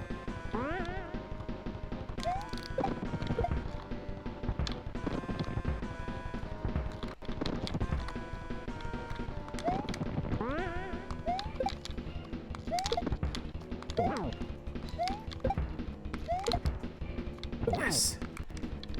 That's it. We have done it. Bowser defeated.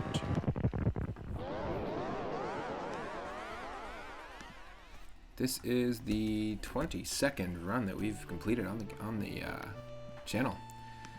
It's different every single time. And it's a game that I like practicing Mario 3, Mario World, Link to the Past, specifically because it'd be nice to maybe race somebody sometime on stream. Do some multi-streamer racing. I want to say thank you so much to everyone that's been hanging out. Hope you're having an awesome Friday. I'm going to take a short break, and then I'll be back with some Link to the Past Randomizer, and later this evening we'll be doing Final Fantasy IX, continuing from Disc 3 for Final Fantasy Fridays. Thanks again to Cyphers. Thanks again to the most recent followers. We're only 13 followers away from our 300 follower goal, and once we hit 300, I'm going to be playing Wario Land 1, 2, and 3 on stream. If you want to watch me on YouTube or can't catch me live for whatever reason, go check out my Super Mario World Randomizer playlist. I've also got a playlist of Super Mario World ROM hacks if you're interested in fan-made levels, fan-made ROM hacks, or if you're a fan of Super Mario Maker 2, you'd probably be into some of the Super Mario World and Mario Brothers 3 ROM hacks that exist out there. And yeah, thanks again to everybody. Thank you, Moose Bones as well. And we'll see who's online right now. Let's actually just quickly check and see who's online and who's playing what. And we'll go raid someone, and whoever we raid, give them a follow if you can. And if you're not following me already, click that follow button. Hope you had an awesome time during the stream. I did. What have we got going on?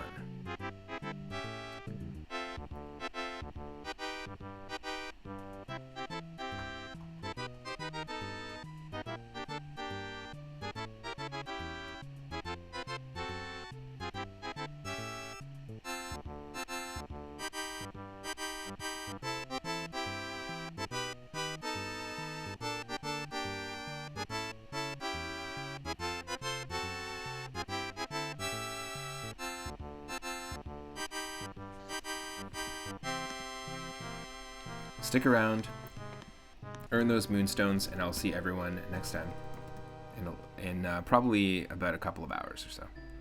We'll be back with Link to the Past. I just want to wait for this to happen because, of course, we saved all of Yoshi's friends, and they're here to thank the player, and I'm here to thank everyone that's watching, everyone that's tuning in, all the regulars. So this one's for you. I couldn't do this without you. Thank you.